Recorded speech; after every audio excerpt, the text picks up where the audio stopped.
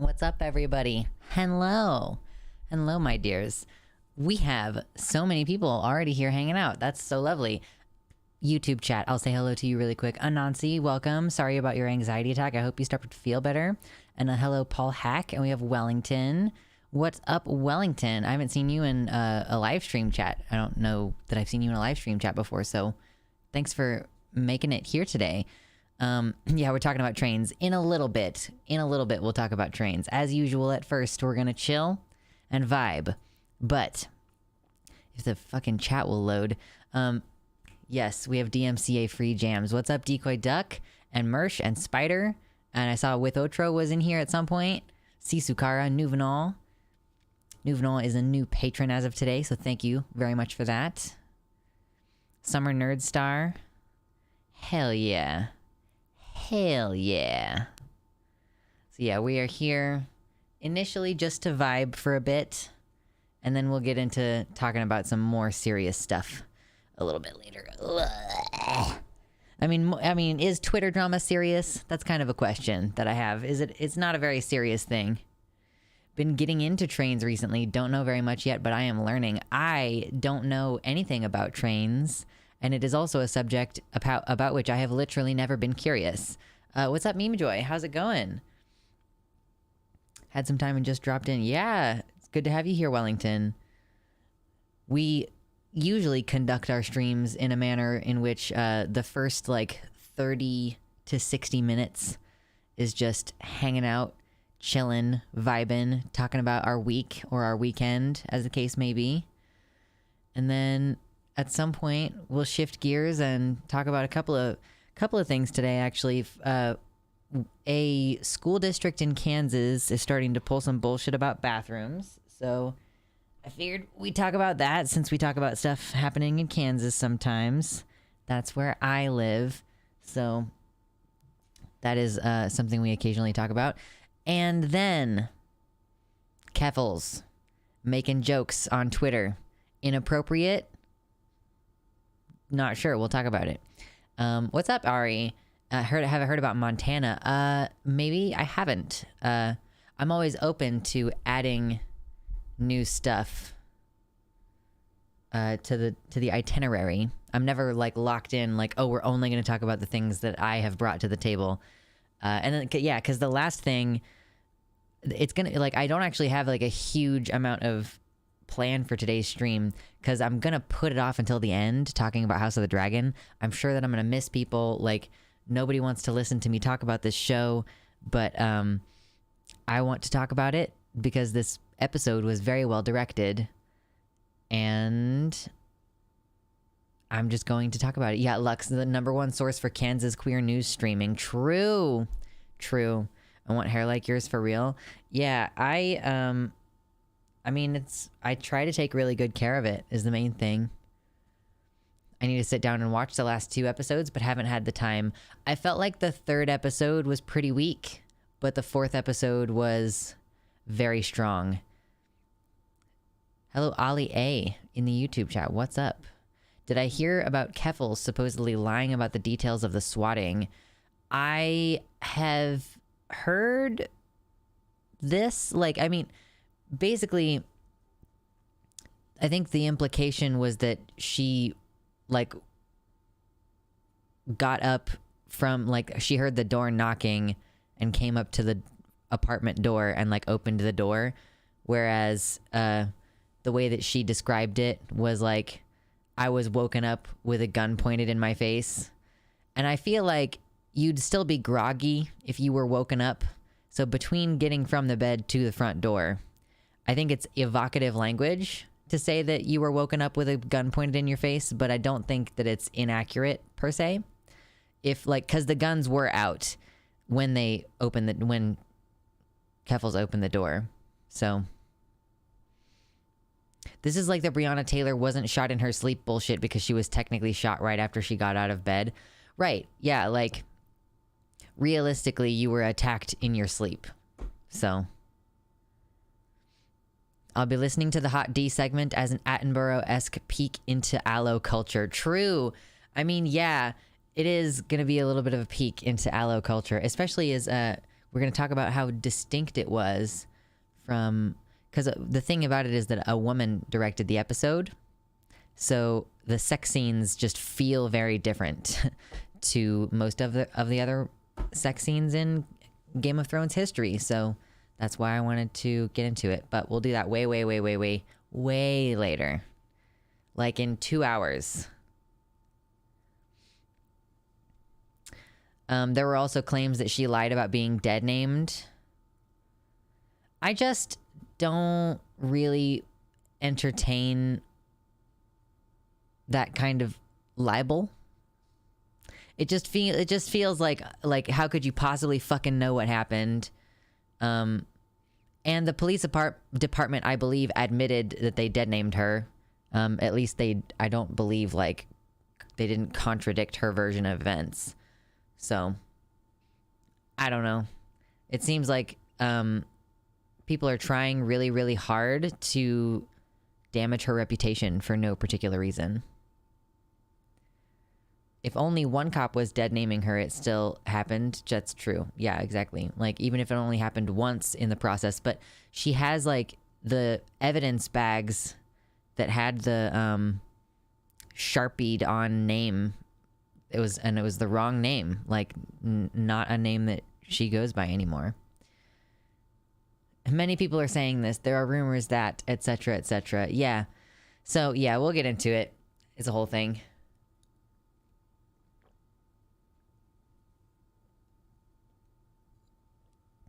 Hail hydrate. Yeah, no worries, Anansi. I have been keeping like cursory knowledge of what's been going on with Keffels, but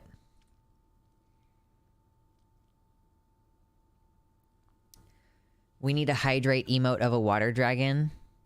I mean, that's not a bad idea. I haven't EB sent me some emotes and I haven't yet uploaded them to the website. The Nintendo Direct earlier was a lot of fun. I heard that we finally got a release date for Zelda Breath of the Wild 2, which is called Tears of Hyrule. So Legend of Zelda Tears of Hyrule. That trailer was, it felt like there could have been more to it, but I enjoyed what we got to see. It shows us that there is like a whole bunch of shit happening about Tears of the Kingdom. Yeah. Oh, you haven't seen it yet? Okay. I'll shut the fuck up then. Welcome in, Raven. So you should watch it. It's good. What's up, Juloris? Also, I loved Zelda Breath of the Wild, so I'm really looking forward to the sequel. I have my own Switch now, so a new Zelda game for me to want strongly. Yeah, I'm hoping that by the time it's May next year, I will be like, you know, I think the channel is going to keep growing. So May is like, it's like 8 months away, 9 months away, something crazy like that. So the channel is going to be like just bumping by then. We're already doing such a good job. Like, channel is doing pretty consistent as far as streams go, fairly consistent as far as videos go. I think I'm out of the worst of the shit that I've been dealing with personally. So like, I'm ready to start working more on the channel and everything. And I hope that I can justify getting this as a gift for myself. That's like what I aim for, is to be able to buy a $60 game as soon as it comes out without like feeling guilty. That's the dream. That's the streamer's dream. By the way, speaking of a streamer's dream, I dream of you hitting the like button on the stream if you have not yet done that. Excuse me. It always helps. It's always good for the channel. Wellington says, I went to the Empire Strips Back burlesque show in San Francisco, and it was awesome. If the show comes your way, you should go. I have never been to a burlesque show. I've been to a couple of drag shows, but never a burlesque show. I've seen pictures and stuff. What's up, Chaotic NB? Ooh, yes. Yeah, so I'm pretty psyched about there being a new Zelda installment. It was going to be good. Breath of the Wild just, like, fundamentally changed the approach for Zelda games. What is up, Christy? I haven't played Breath of the Wild very far yet. Oh boy, I sure recommend playing a whole bunch of that game. Like as many hundreds of hours as you can get out of that game, I highly recommend it. I actually recommend playing it for about 60 hours and then starting all the way over so that you're like, I know how to play this game now. Shalom. Indeed. I didn't love the motion puzzles. Like the ones that made you tilt the thing around, that was weird. Yeah, Ari, yeah, you have to, it's a little bit janky. You do have to go to the YouTube page to hit the like button. It's not embedded on the website. And I don't know if it will be. That's a YouTube problem, I believe. Not something that my website developer can address. Some of them were annoying, but many were fun. Thank you all. Yes, I personally enjoyed most of the puzzles. There were some issues, but for them, it's the environment was the main thing. Okay, no worries, Baphomet. Welcome in. Hello, hello. We were just talking about how the Breath of the Wild 2 was announced at the Nintendo Direct today, and there was a new trailer. I like how puzzles were so important in Breath of the Wild, not just fights. I kind of feel like a lot of the shrines ended up being, I mean, it was kind of a repetitive deal. So I'd like to see some more variety in that. But it was good. I haven't seen the Direct. Did MP4 finally get a release date? Oh, I have no idea. Later, Anansi. Take care of yourself. The Fire Emblem game that got revealed made me really happy. I saw one of my friends on Facebook talking about the Fire Emblem game. I don't know much about Fire Emblem. Metroid Prime 4, when Nintendo? Yeah, I am not sure if they did Nintendo, or if they did Metroid Prime 4 at the Nintendo Direct. Because I just happened to hear about the Zelda game because I have previously interacted with Zelda content and talked about it before on Twitter, I'm sure. And it's like, you don't want to know about Metroid. And like, Twitter, you're correct. I don't really want to know anything about Metroid. But now that I've said it out loud and my phone is right here in proximity to me, I'm sure that I'm going to now get notifications and updates about Metroid games. When Elder Scrolls 6? Yeah, these are questions that we have. Hello again, the gays. Yes, Christy, welcome. The elephant one had some very good puzzles. The elephant one, yeah, I mean, I enjoyed that one. I think the only one that I didn't enjoy, I don't know, I kind of don't love the camel, but it's fine.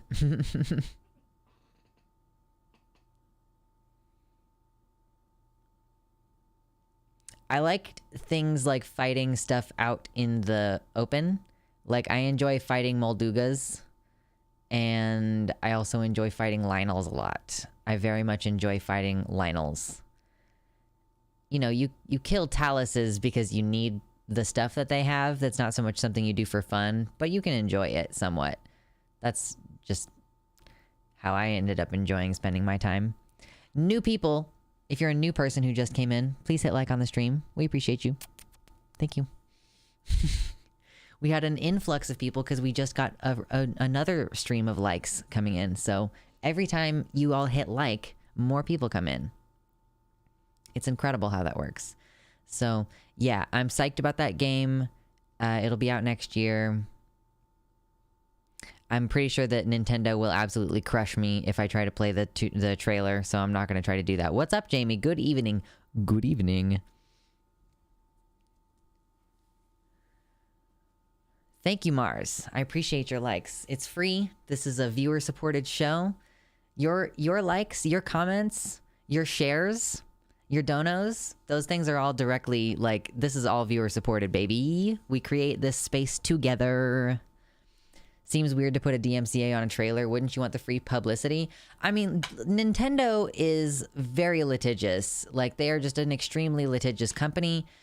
and they have been known to basically fuck people over as far as like Let's Plays go. Like, you would also think that Let's Plays are also free advertising, like free publicity, right? Like, this person is like being silly and goofy and having fun playing your game, but Nintendo often perceives that as infringing on their market. So it's like, oh, if people are watching you play the game, then they don't need to buy the game. And that's like one of the things that like fair use is built on, is like, are you infringing on the market of the original thing? You know, like if you have a CGP Grey video about traffic and someone writes an article about the video and then they put in a bunch of GIFs that they took from the video into their article, and it like manages to make the entire point in the article, then like you have replaced the market for the original thing. Like, people read your article and they do not need to click the video. They get everything that they would have gotten from the video from your article instead. And so that's like one of the things that makes a difference as to whether something is fair use or not. So Nintendo seems to consistently claim that the Let's Play is infringing on the purchasing of the game, even though in my opinion, like, it's transformative enough, because from the Let's Play you are getting like the person being annoying and bad at the video game. But yeah, I don't know, that's just my opinion. You get a totally different experience playing the game versus watching someone else play the game. But I'm sure there are people who are like, oh, okay, well, I got the story of this game from watching this Let's Player, so I don't need to buy it anymore. You know, whatever. I'm not gonna argue with Nintendo. They are just gonna be litigious. That's how Nintendo do. It's cool that they did that, like, we're gonna give all of our employees, same-sex partners, like, health benefits and stuff, though. That was pretty cool. We appreciate that about them, even if there are some other issues in the crunch for the employees. We don't like it. It's fine. I will still play their goddamn games. I never got Pokemon Snap for the Switch. It's on my wish list, but again, oh damn, this is all fucked up. I didn't realize it was all fucked up. Hold on, sorry. Stuff is all messy looking on my screen. There we go, that's better.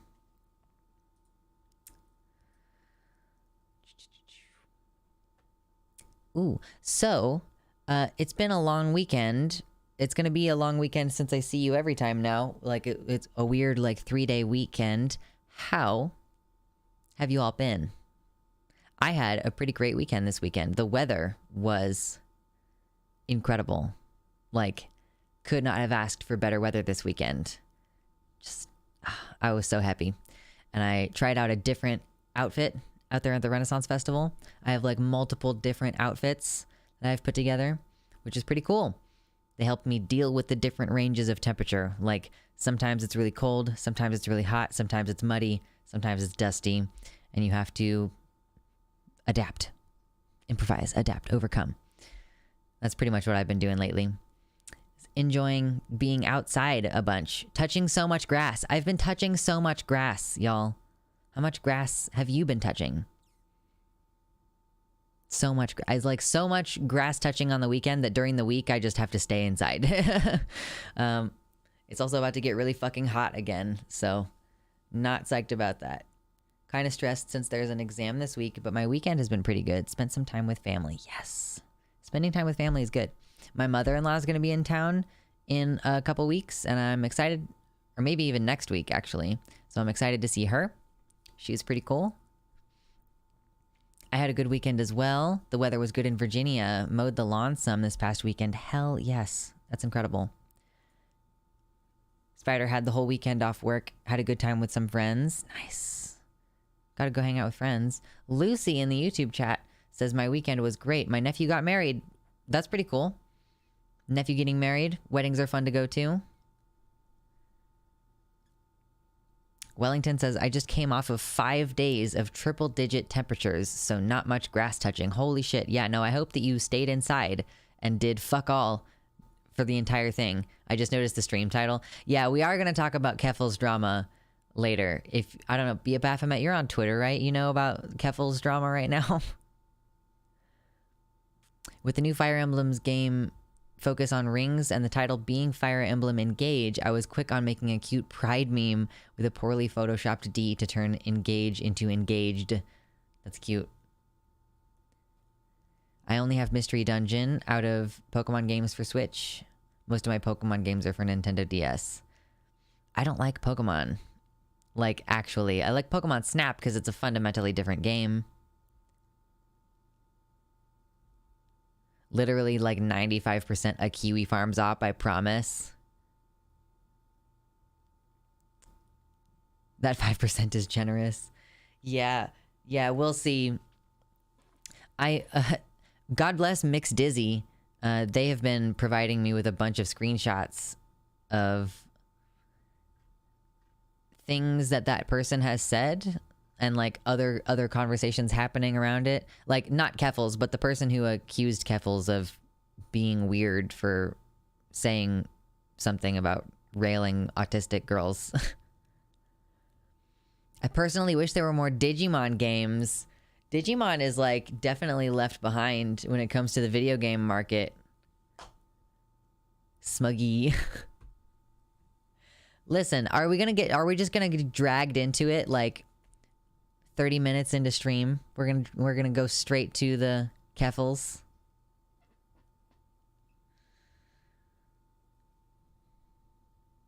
Yeah, as an autistic, not really a girl, but kinda, that tweet was a banger. Digimon Cyber Sleuth, I am assuming, is a Digimon game. Cyber Sleuth? I can't decide if that sounds cool or like extremely cringe, but I think that that's also how I feel about Digimon in general, because I never watched Digimon or participated in that fandom at all. So I'm like, is it cool or is it mostly cringe? I'm not entirely sure. All Digimon is cyber.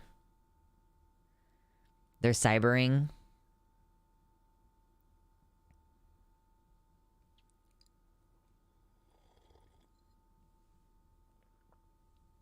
Yum. Lemon water. Hail hydrate.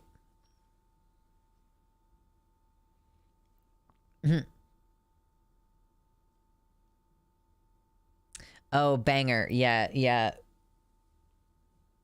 The pun of saying, as an autistic, not really a girl, but kinda, that tweet was a banger, because the tweet was talking about banging. That's pretty funny. Don't know about the fandom, but the shows and games are great. Yeah, I mean, like, I wasn't referring to, like, joining the fandom. I mean, like, just participating in being a fan of the thing. I never... Not that kind of cyber.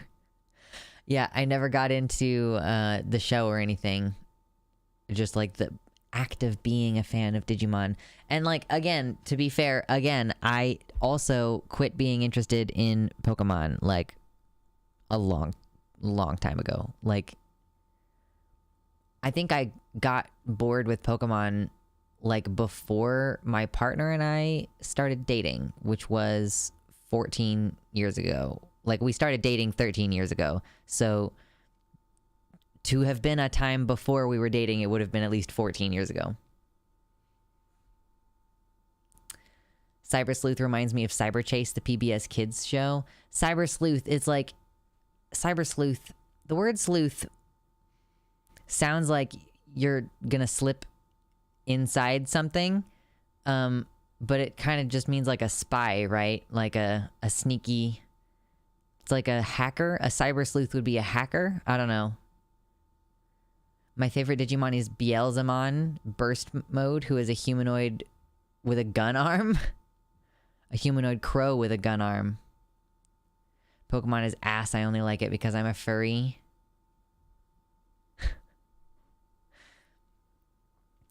I enjoyed doing Pokemon Smash or Pass. That was a fun time. I enjoyed that. Even though I didn't recognize most of the Pokemon.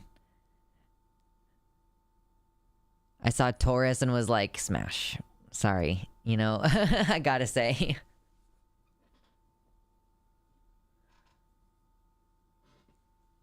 It's definitely a fun thing to do on stream, Baphomet. I wonder if I should have broken it up into 2 parts instead of, instead of doing it all at once, but oh well.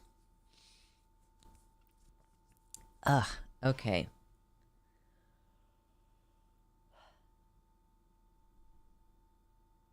Stretching is important. You know, what's also important is to get enough sleep, and I have not been doing enough of that lately, but we're still here.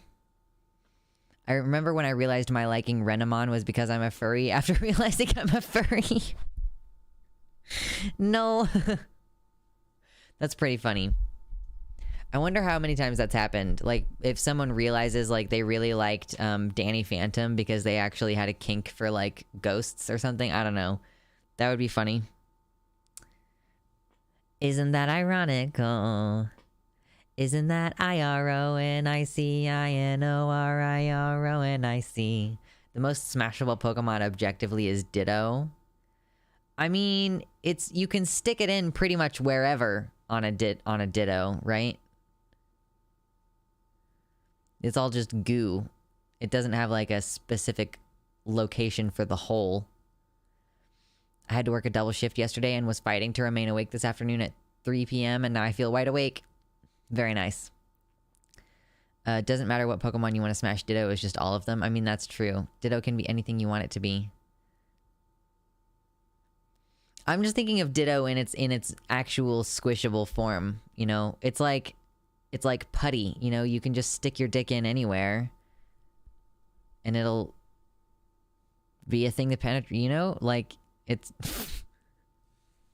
I'll let you fill in the gaps, you know? But also, yes, it is convenient that it can turn into anything.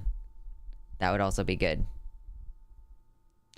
Danny Phantom was a huge part of my childhood. I had a huge fan crush on Goth Girl Sam. Memories of childhood are so wild. Yeah, I did not actually watch Danny Phantom. I was just thinking about it because of memes. There have been some recent memes about Danny Phantom that I've seen. Subjectively, the most smashable Pokemon is Salazzle. That's like a salamander one, isn't it? Like a fire salamander. Have heard from a friend, do not put your dick into a pudding cup. Does not work.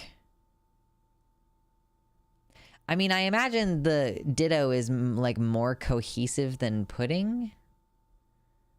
But thank you for the information.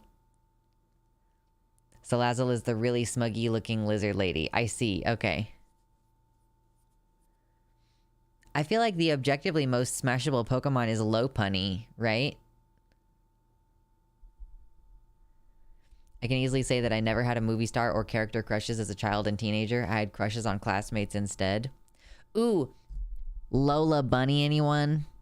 From Space Jam? Can we pour one out for our Lola Bunny? I gotta refill my water real fast, and then I'll be directly back. Don't go anywhere. If you haven't yet hit like on the stream, please do that. I'll be right back. And here in a few minutes, we're gonna start talking about Keffals and the autistic girl thing, because we might as well just get it out of the way.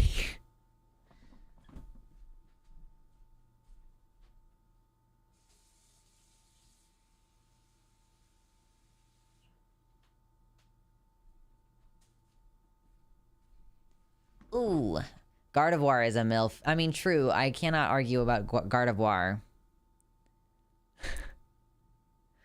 We're not rehashing Pokemon Smash or Pass, though. We're not going to redo the whole thing. No need.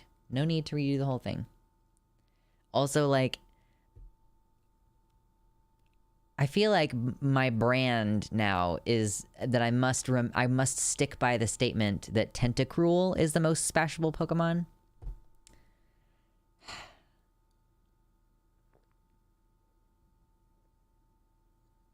Disappointing. Disappointed in myself for that one. No, Tentacruel.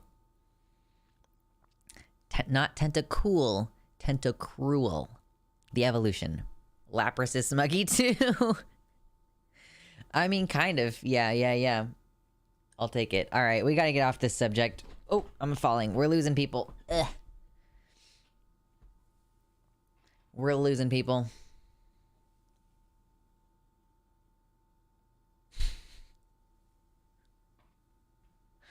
Oh, gosh. Well, I guess we don't have, like, a whole lot else to go over as far as just random bullshit to talk about. Like, TLDR, Ren Fair was fun this weekend. It's fun to make a little bit of cash on the side. I'm hoping that we can get more donos this month, but we'll see how things go. Pretty much any Breakfast Club kid is cool. I love the movie The Breakfast Club. At least I did when I was younger, and I haven't watched it in a long time, but I should. Interesting hentai thoughts is a good Wheel of Fortune puzzle. Oh no. Oh, goodness gracious. Goodness grief. Okay. I gotta pull up the original tweet. Okay, yeah. The original tweet. We're about to talk about Keffals now, okay? If you just came in, hit like. We're gonna talk about Keffals now. So, get myself orientated here. I confess that I've never been to a Ren Fair. I would say that it's a lot of fun and you should try it sometime. If there's one close to you anyway. Having to bring up the stream on YouTube because it went blank and froze. Oh shit. Is my website fucking up? That's never good news. I've been to a jousting tournament. Yeah, I mean, there is a jousting thing that happens at the Renaissance Festival that I work at. Yes. Okay. So, the original offending tweet that Keffals put out, I want to look at that really quick because, like, at the end of the day, I always want to know what is it that people are upset about. Specifically, you know, I don't want to hear it second, third hand. I want to know what was actually said. So this tweet has now been deleted as far as I know, but here it is. Keffals said, I don't care if you like me or not. I live next to the train tracks. All I need to do to get pussy is tell an autistic girl that she can watch the trains go by at my place every few hours. I'm better than you. And I am not an autistic girl. I am, as far as I can tell, probably autistic. Deal with a lot of the same social problems and sensory issues that autistic people do. So I cannot necessarily say... I cannot speak for the target group, the target demo. I'm an autistic femboy, whatever. So I do recall a couple of people I knew even saying that they were not super comfortable with the tweet at the time. And I respect that some people felt that it was somewhat weird. I cannot remember any of the specific criticisms beyond that. Like, if someone feels weird about a joke that's being made about the group that they belong to, like, that's fine. You know, I'm not going to argue about that. But I personally thought it was kind of funny. Like, I live next to the train tracks. All I need to do to get pussy is tell an autistic girl she can watch the trains go by at my place. I thought it was funny. I don't know if that makes me a bad person. I'm an ableist now, I guess. So that, when even was that tweet? That was almost a year ago. Like, let's just take a quick look at this. It was, I guess I don't know if this person, whoever screenshotted this, is European or not. So if it's United States date, it's December 10th, 2021. Or it could be 12th October, 2021, depending on that. So it could be coming up. Keffals has said that she does not, she's not autistic. I kind of get the impression that she might be, just myself personally, but obviously, like, if she's not, like, if she claims that she's not, then I'm not going to argue with that claim. So there were some response to this very recently now. This was being posted on Sunday. This is when this conversation was starting to happen. So we're talking about a tweet that is almost a year old. It was either made in October or December last year.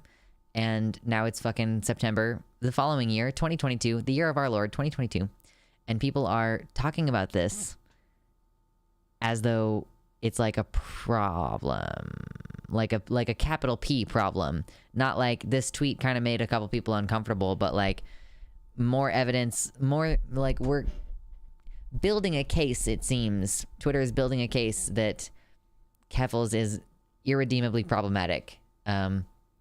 She needs to come to heel about some of these things that she's saying. She really needs to take responsibility. And I find that shit increasingly annoying, being totally honest.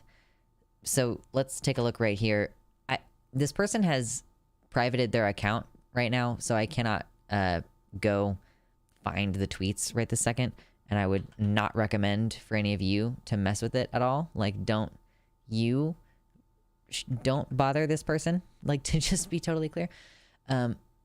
Autistic girl, she's criticizing the phrasing in Keffals' tweet. Where were we? It was here. Like, autistic girl. This thread was about other things, but that's what this one is criticizing. An autistic girl cannot consent to sex. If you mean autistic woman, you are infantilizing an adult. If you mean autistic girl, you are sexualizing a child. Words matter and folks should be specific. I don't care what context you've personally used it in the past. That was just one thing that this person had issue with, was like, you can't say I want to fuck an autistic girl because what you're saying there is basically pedophilic. And I'm like, what the fuck? Like, according to this logic, you cannot call someone your girlfriend or your boyfriend because that's infantilizing. And it's like, oh, are you talking about like a minor child? You talking about like a 16 or 17-year-old? Your girlfriend, really? Wow. Maybe stop infantilizing women. Like, what the fuck is wrong with you? Anyway, as an adult, I call myself a girl when I feel femme. Like, to this day, like, as a person who does not like having been assigned female and the shit that goes in with that, like, I'm like, girl is a word that can be used sometimes for my gender fucked self, you know, that's fine. I just want to be called a good girl in bed. True. Let's see. So okay, this is just another screenshot. This is just an individual screenshot. Okay, so let's look at this really fast. But where am I? She's quote tweeting her own tweet. So this is the one that we were just reading. It says autistic girl cannot consent to sex. And she quote tweets it and says, or I don't know this person's pronouns. This is the hill they want to die on. The right to call women girls in a sexual context. It's sad because the misogyny is so ingrained that they can't see what's wrong with that. I mean, I guess you can have this conversation, but don't like put it on Keffals. Like, you can use this like generally to criticize almost fucking anybody, because everybody says like, it's girls' night at the bar, you know, like, oh, if it's girls' night at the bar, that means you're implicitly inviting children, which means that you're advertising to children, and that's illegal. Close down this bar for having a girls' night out. What the fuck is wrong with you? Here we got some more. So someone tweeted, saying that autistic women can't consent is actually way worse than whatever Keffals said.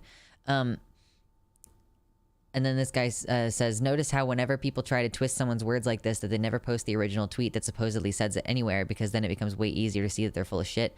But then someone provided this, which says, infantilizing women and sexualizing girls is two sides of the same thing and a critical pillar of misogyny. It's 2022. Can we move past that?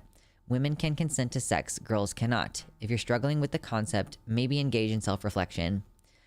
And then she says, maybe you didn't know what sexual coercion is. That's okay. I didn't know it until Kiki Palmer talked about it, but I'd sure experienced it. Too many of us are socialized to believe that sexual coercion is romance. Look at the storylines in rom-coms. And then quoting the dictionary definition that Google provided for sexual coercion. A lot of people socialized as boys think that if they do something nice for you, they're entitled to sex. You owe it to them. Every week we're talking about how much he spends on dinner, and if she's not going to put out another such narrative, it's a problem. Socialized as boys is a tricky thing to say. I know a lot of people take issue with the concept of strict, male and female socialization, since trans people don't necessarily experience their childhoods in a normative way that might be suggested by, how their environment grew up. But I also feel like that's, it would be disingenuous to zero in on that too much. I think it would be distracting from the overall point to hone in on that one phrase too much. So I'm just acknowledging it here and then moving past it, because I'd rather talk about the broader point here. Yeah, the issue that's being put forth is that this is somehow infantilizing women and sexualizing girls, and implying that this is sexual coercion, implying that I think she's implying that this original tweet about inviting an autistic person over under the pretense of them engaging in their special interest by watching the trains go by, because this is playing on the stereotype about autistic people liking trains. So I guess the suggestion here is that this tweet is sexual coercion. To do this to a person would be sexual coercion. And a lot of people are taking issue with that, obviously, because it kind of is implying that, it is implying, like this person was saying, that autistic women can't consent, to say that an autistic woman could be tricked into sex or pressured into sex or threatened or forced by being invited over to talk about trains, is just really, really, really silly. While I don't care for saying girl when referring to an adult woman personally, it's still very normal to call women girls. It's a bit of a stretch to accuse someone of pedophilia just because of a word that's used to refer to both minors and adults. Yeah, I agree. Oh, yeah, exactly, Wellington. Some people were posting this same argument that you just brought up. Watch trains and have sex equals Netflix and chill, not an issue. Yeah, I think, if you have an understanding about what the hangout is going to be like or whatever, if you get there and you don't want to have sex, none of this has implied that anything would be forced. If the person didn't actually want to have sex or anything, it's fine. Please consider hitting the like button if you have not yet done that. That is good for the channel. It's good for the video. Thank you so much. Appreciate you hanging out with us. Yeah, I don't want to hone in too much on the being socialized as male thing, because I don't think that this person meant it that way. Okay, but let's see. We have some more screens. Thank you to Mix Dizzy for just helping me get some screenshots of some of this conversation, since some of these people's accounts are now locked. I decided to share more details with my patrons on Patreon. No one reached out to me. I lost several patrons, then they blocked me on social media. I learned that they were calling me transphobic and a threat to their safety. People believed it with no proof. So now are we going to see proof? Okay, here she says, across cultures... Are you making noise, sir? Across cultures, we need to talk about how children are socialized to view sex, especially those socialized as boys. Borrowing this term from someone else. From early on, boys are taught that sex is a conquest, a battle to win, and girls are taught to submit. It's really hard to talk about this stuff. I don't think that you should make broad strokes generalizations about being socialized as male or female, unless you're talking about your own experience. If you want to say, I was socialized as a girl, or at least I feel that I was socialized as a girl, and these are the ramifications of that, but I would not say you should make broad generalizations about those socialized as boys. I mean, yeah, I don't know. I think if I were to say something like that, I would internally not be thinking of trans girls. Like, I would be thinking like cis boys who are socialized as boys. And because I don't personally think that the experience that trans girls have as children is exactly the same as being socialized as a boy, because they're trans girls and have to deal with all kinds of bullshit about that.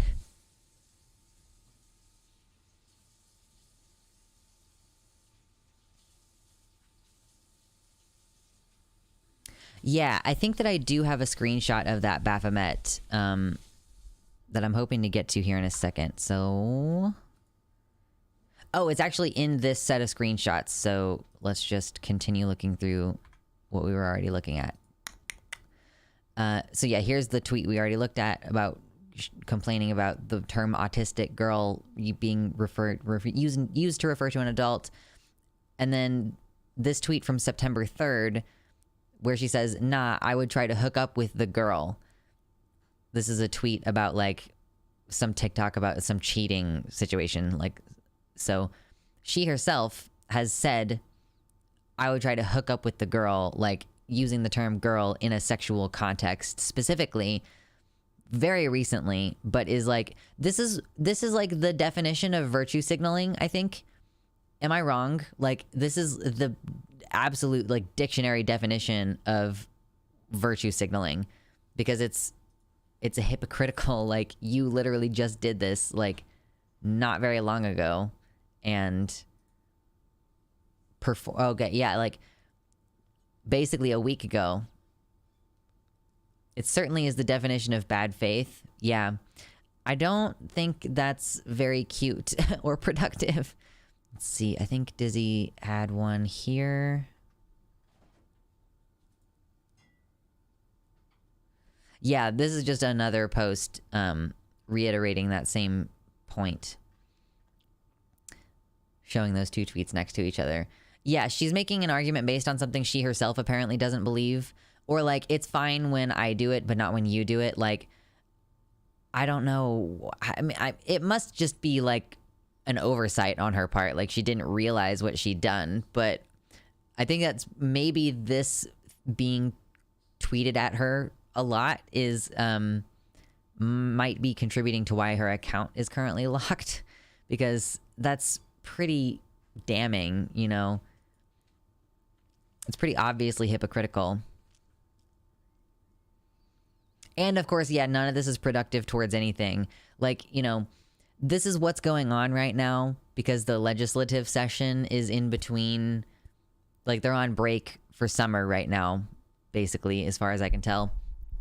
So we don't have very much news about the laws, you know, the increasing attacks on our rights or anything. So instead, we get to deal with fucking bullshit infighting discourse on Twitter because people just have, like, no ability to prioritize what they should be spending their energy on. Like, why are you going after Keffels on Twitter? Why are you doing this? Do people ever ask themselves? I really am starting to think that people don't ask themselves what they're trying to do, you know? Like, as someone who has been accused at times of being emotionally manipulative, I am spending more time thinking about, like, why am I saying this? Like, why, what do I want to accomplish by saying this, you know? Like, I don't think most people do that. I think most people just feel like, oh, I'm just being honest, you know? And it's like, yeah, you can be being honest, but your feelings can still be, you know, weaponized in a manipulative and inappropriate manner, right? Like, you can feel uncomfortable with a joke that someone has made, but that doesn't mean that the joke is ableist or racist or infantilizing women, you know? Like, you can feel that way and not, like, make it into this whole political thing. Like, you can feel uncomfortable without necessarily being like, yeah, this person is a shit person and essentializing them and stuff. Like, I just personally am really losing my patience for that.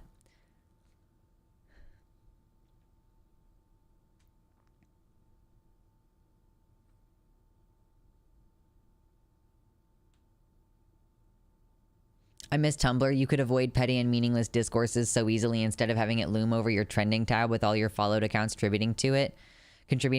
Yeah, I mean, it has been a little bit stressful, I guess, to be resuming this. I mean, on the other hand, though, it's like, I mean, to me, this is almost like, okay, let's engage with some stupid bullshit. Like, people are mad about something that doesn't matter. This is like taking a nice break for me from like the hardcore politics stuff. Like the bathroom bills and the healthcare limitations happening and I'm sure that the stochastic terrorism is still happening. I just haven't seen much of it in the news recently. I haven't seen as much of I really haven't seen as much of people showing up at drag time story hours shit ever since we saw that one with all the guns posted to protect the drag queens. Like, I wonder if that was a little bit of a staying influence, but it remains to be seen. But in the meantime, we get to deal with, like, I feel like it's an insult to teenagers every time I have a thought, like, this is petty teenage drama, like, this is petty high school drama shit, but also, like, it kind of does feel that way. And or a retaliation from shutting down kiwi farms. It is hard to, I agree, Spider, yeah, it's hard to distinguish well-intentioned but super misguided critique from bullshit after astroturfed bullshit. I wonder, you know, how many of these accounts are actual, like, Black indigenous people of color versus, like, this is someone's sock that they just have had for a while, you know, and they reskin it every once in a while. Anyway, that was like the segment. Heavily armed queers definitely make MAGA nervous. They won't mess with people who may fight back. They tend to go for easy targets, like people reading books to children who are unarmed. I mean, basically. I've never been on Mastodon. Is it good? I think I might just be too extroverted for it. I don't need more social media, I think. I think that I don't need more social media.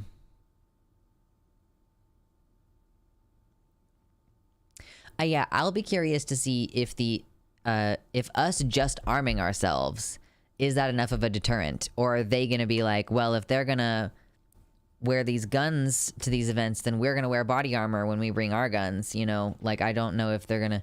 It's hard to say with abusers and aggressors if what you're doing is going to actually be a deterrent for them or if they're going to take it as a challenge. It could go either way. I mean, some of them will be complete fucking pussies about it and cry to the police and stay home next time. But some people, I think, will be emboldened and they'll be like, oh, well, these fucking trannies want to, like, come out here with all strapped. Like, they don't know what they're getting into, you know, like, we're going to bring our, you know, whatever. Could easily go either way.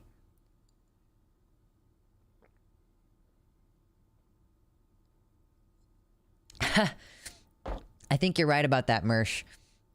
They think we are anti-gun liberals. I think that you might be right about that. I think they don't know what the fuck to do when they find out that actually trans people are armed. And we do not appreciate you trying to mess with us. Like, it's not cute. Man, my hair looks so dark. I need to figure out some different lighting with the camera and, like, change the contrast something. Because everything is so dark. I really like Mastodon. It's very nice and even more curatable compared to other sites, I find. I love how it's not constantly trying to recommend you stuff you don't want. That's fair. I've been, like, thinking about starting a different Facebook with, like, to have, like, smaller number of people on there, but I haven't decided yet. As far as Twitter-like sites go, Mastodon is top tier. Nice. Okay, I want this to go away. Go away. Nice. Hey, if you're here and you have not yet hit like on the stream, please consider hitting like on the stream. It's free. It helps us out. I do actually want to like continue growing the channel, and that is something that directly helps the channel out. So thank you very much. We appreciate your assistance. We're building this space together.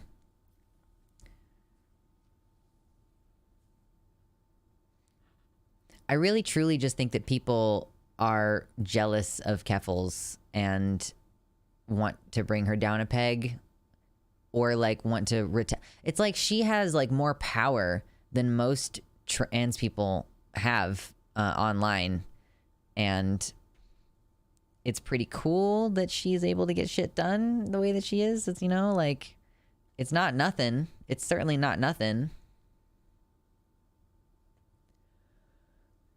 I hope she starts to feel safer. Like, if she can live where she wants to live and not worry about it. I think she's just still in Ireland, or has she come back to the States yet? Maybe she's just not gonna tell anyone ever again where she lives. I would not blame her for that. Maybe marginalized people getting power is good. This is like one of the issues with the left. Like, you know, God bless us all. God bless us everyone. But it is so frustrating, the kind of purity politics that we play. Like, you're gonna have to be friends with libertarians if you want to win a class war. You're going to have to fucking be friends with people who call things retarded still in a very casual way. Like, you think it doesn't happen, but like, I have experienced it in the workplace within the last year. So you're just gonna have to deal with shit like that sometimes in the service of getting bigger problems solved.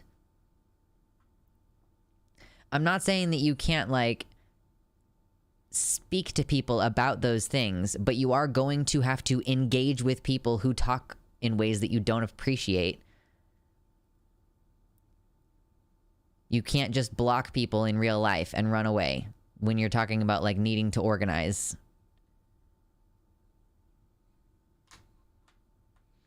Keffels did a lot of good taking down Kiwi Farms. It also helped that Kiwi Farms was dumb enough to go against the FBI. Yeah, fair enough. We careers had federal allies then after this. Even if we hate her, it helped that Kiwi Farms went after... Oh yeah, even if we hate Marjorie Taylor Greene, it did help that Kiwi Farms went after her. Pissing off a congresswoman and swatting her helped as well. I don't know if that was necessarily a help, because it did erroneously put more of a target on trans people, because they claimed that it was on behalf of trans people that they were swatting her. So it's kind of like just contributing to her narrative and emboldening her.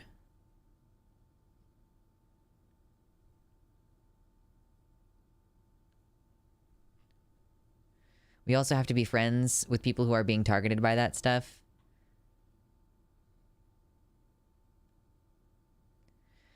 Okay, so Chaotic Envy saying, I think the right way is to inform those who do those things about why they hurt others. If they go, I don't care, I'm going to do it anyways, then they do more harm than good. You have to just stop fucking caring about stupid shit that doesn't matter. Like, the words that people use don't necessarily matter that much. Like, in terms of like the grand scheme of things. Slurs directly against me do matter though. I like that's a distinction that I'll make. Like, when I'm referring to like the R word, I'm like, in the way that people use it to mean, like, in the way that people used to say like that's gay. I've still been around people who say that's gay to mean that's stupid within the past year in my workplace. Okay, so that's what I'm referring to. I'm not referring to like calling people slurs. I'm just gonna make that distinction. So just to be clear, I'm not saying that you should tolerate someone calling you the F slur or whatever, but like, people just casually using language that you don't appreciate is one of those things that you're just gonna have to deal with if you are going to get anywhere with, I think, actually getting like being friends with people is one of the primary steps in changing their mind. Is also part, like, one of the things that like I want to add about that.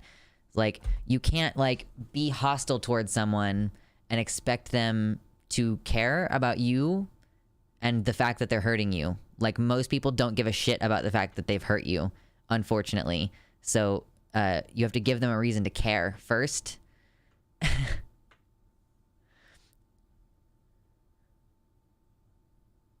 I'm also not talking about being friends.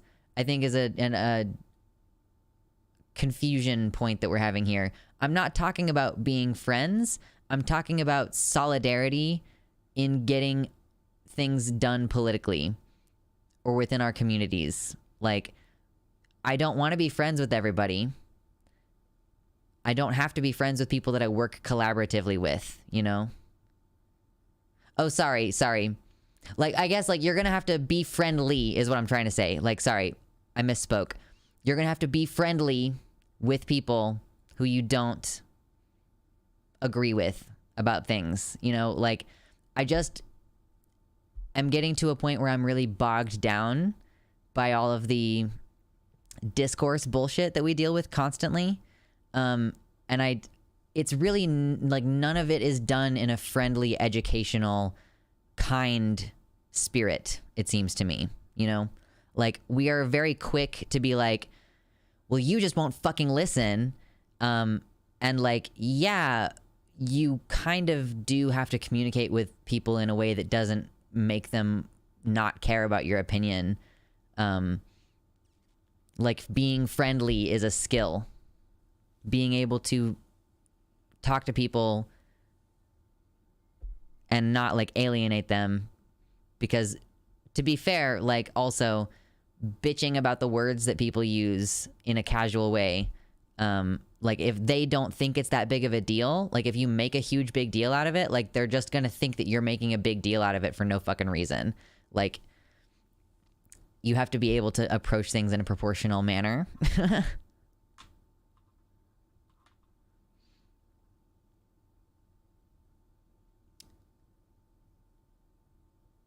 One of the worst things about Twitter is that a friendly tone is automatically assumed to be ironic or disingenuous. Yeah, I've started to use the /gen, like /genuine, to indicate when I'm being serious about stuff. I was able to argue with a group who was talking about feminists and radical manosphere by telling them that I was on neither side of that issue. Being non-binary, I joked that I was neutral and shut them down completely. They laughed and we went on. Using humor to diffuse tension, yes, I think is a very valuable skill to have.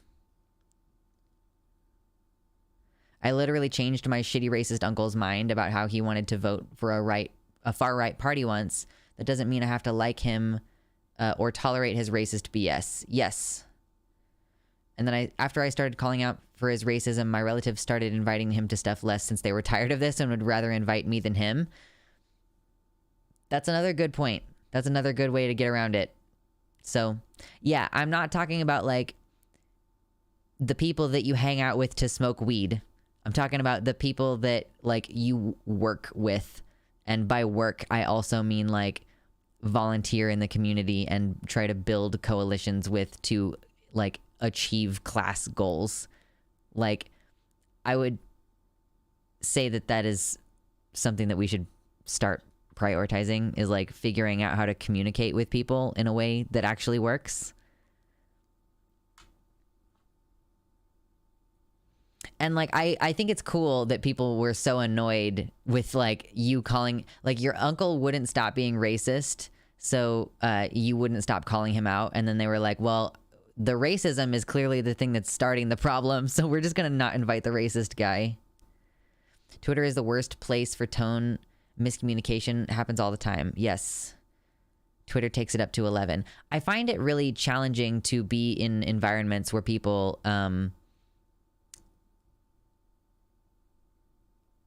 like misinterpret things at the worst possible level. Like, once you start recognizing what's happening, you're just like, wow, like, it doesn't work on you anymore. Excuse me. I think the entire platform is designed to cause this problem. That could be the case. Engagement is it's definitely the thing that drives the website. So if people are pissed off,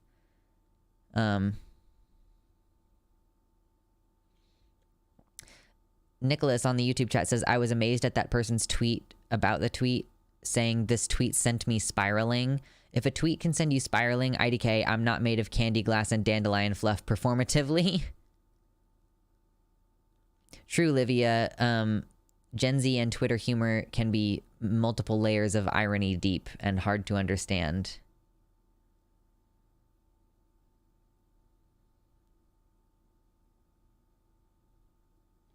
Yeah, it's tough, but it's important to do actions with people who are frustrating and difficult to work with, because you can't just expect people to be easy to work with, you know? Small things like the character limit, for example, do so much to encourage this behavior. I think the quote tweet was kind of a mistake, TBH. There are people who like engage primarily through quote tweeting. Like every single time you reply to them, they only reply to you by quote tweeting you to their audience. And I find that shit like incredibly irritating, and it just seems like really uncool, very impolite.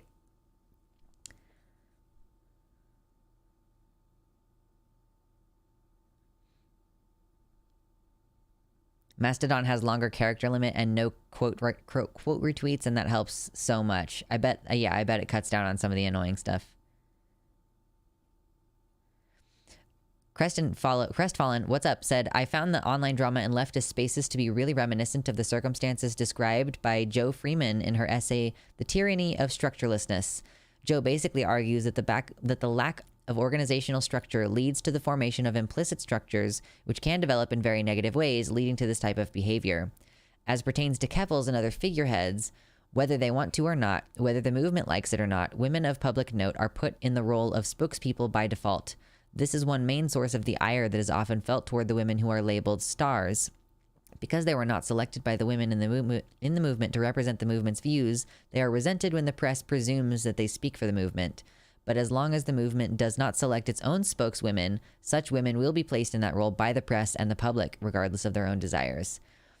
That's kind of a good point. Yeah, like the left does kind of reject all of the people who could potentially be like leaders and speakers. Like Lindsay Ellis had a lot of really good content, could have been like a person who we continued to support, but no.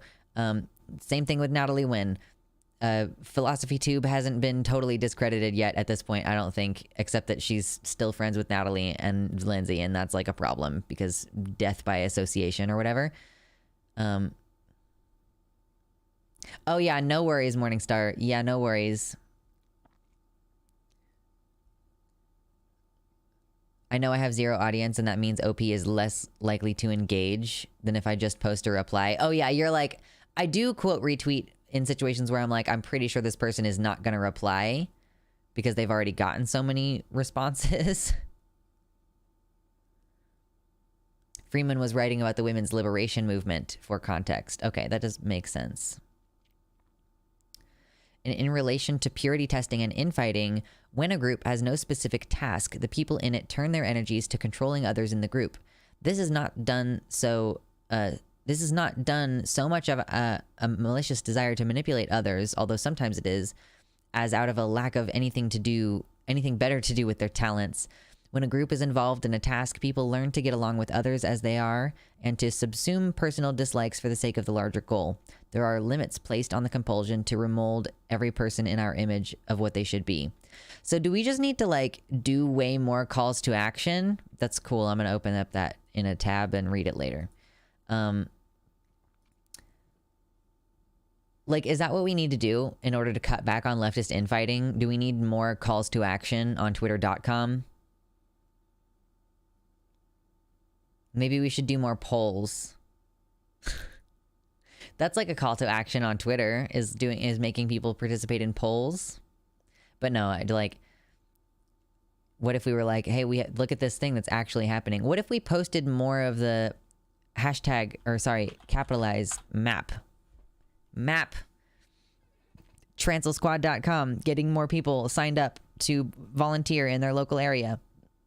Maybe we should be more fucking annoying on Twitter and focus on like things that you can actually do. Like, I always wonder, like, it's my job to like talk about what's going on Twitter, including drama. Like, drama is actually good for the channel. Everybody fucking knows that. But I wonder sometimes how much I'm contributing to stupid bullshit being the subject of discussion rather than, like, why don't, it's like the criticism could be aimed at me. Why don't you talk about something more important? Like, I mean, I try to. You literally have to, like, mix together the unimportant shit with the important shit in order to get to a point where you're successful and making money and able to make your points. Yeah, the movement is definitely affected by the way that social media works because drama means engagement, likes, and views. That is definitely part of it, Liv. Trump acting like a dumbass and interfering with the investigation in Mar-a-Lago helps us out. It has also hurt him, even with conservatives now in polls. Didn't Trump just, like, come back to D.C., like he's probably being indicted or whatever?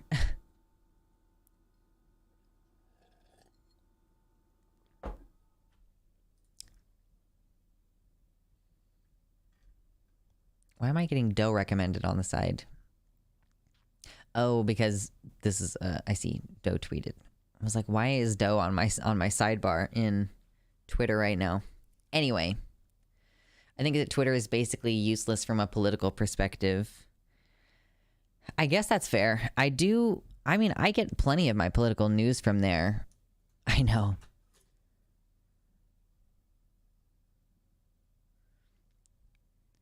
One of those few Twitter people I do miss. Oh, Chaotic Envy, are you off Twitter right now? Is that what's going on? Sad. So sad. Clipping my hair a little bit there. I mean, yeah, I don't blame you for getting off Twitter. It is a very difficult place to be. It's very ridiculous. It is speculated that he could be going to Walter Reed for medical reasons. That could be a maneuver to avoid being arrested and or answering more questions in the investigation as well. Oh, okay.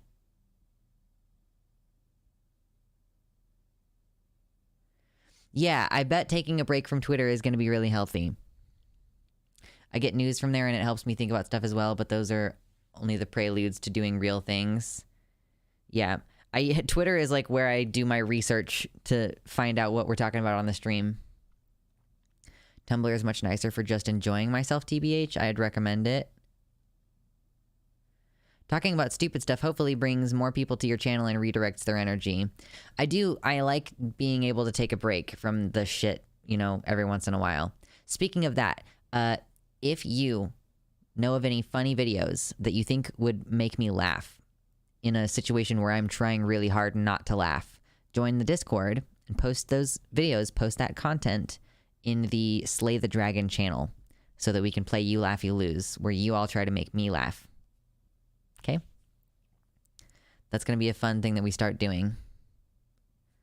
We get a lot of our news from other people going on Twitter. We have to take care of our health by closing it whenever we get upset. Our heart isn't doing so great. Yeah, my heart was definitely freaking out quite a bit for a while. It's, I think, starting to get a little bit better.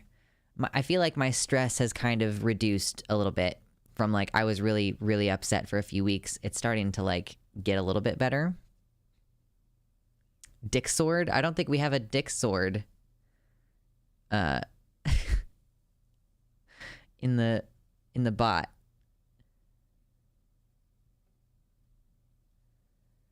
Recently changed my profile pic on Mastodon to my old Twitter profile pic, and the associations I have with that picture alone caused my mental health to get so much worse. I don't think I'll ever go back to Twitter. I think Twitter in general isn't going to foster the best environment for movements. There are too many perverse incentives, encouraging simple, easy-to-swallow statements without nuance, and being controlled by a select few with high follower counts who got into that position by best following those rules. So I guess we should just accept and treat Twitter like a clown car. It just is a clown car. Like any, you know, we will get our news from Twitter in the sense that, oh, I see Marjorie Taylor Greene has supposedly said something. Let me go find the article in which someone quotes her saying it. Versus, like, any actual tweets that we cover on stream are going to be like, this is basically just clown car bullshit. Twitter is 100% clown car. Yeah, for real. Maybe we'll get further this way. The people I work with use Facebook, Insta, and Discord for work, not Twitter. Absolutely not Twitter. Facebook is unironically healthier. I mean, yeah, you could start a Facebook group for work. You know, I've used Facebook groups in like coordinating with my fellow bloggers when I was working on a blog network, you know. Facebook is healthier, but politically way worse. I'm not sure how I feel about Facebook right now, but that's because of my specific Facebook and the people that I have on there, you know, because I've had that account for like 13 fucking years. So there's a lot of history. It's like probably more like 15 years. Jesus Christ. Facebook has been around forever. It's all about curating your spaces, though, you know? It's all about having the right people on there. I hate Facebook as a corporation so much. I mean, yeah, I can't leave Facebook either because of all of the trans surgery groups that I'm in. Like, I guess I could technically get a lot of the same info from Reddit, but it's like, you know, people post pictures of their healing genitals, and I don't think they just post that shit on Reddit, you know? You have to get it in the private groups. Clown car in that it fits an unbelievable amount of sexual energy in one small package. True. Me the last 2 days. Like, so much sexual energy in one small person. Like, why? It's insatiable sometimes. It's quite irritating. Also, Facebook's design forces us to close it in a way that Twitter doesn't, because at random points it starts jumping all up and down the scroll bar. Wow, that's annoying, but it is useful for restricting time on the app.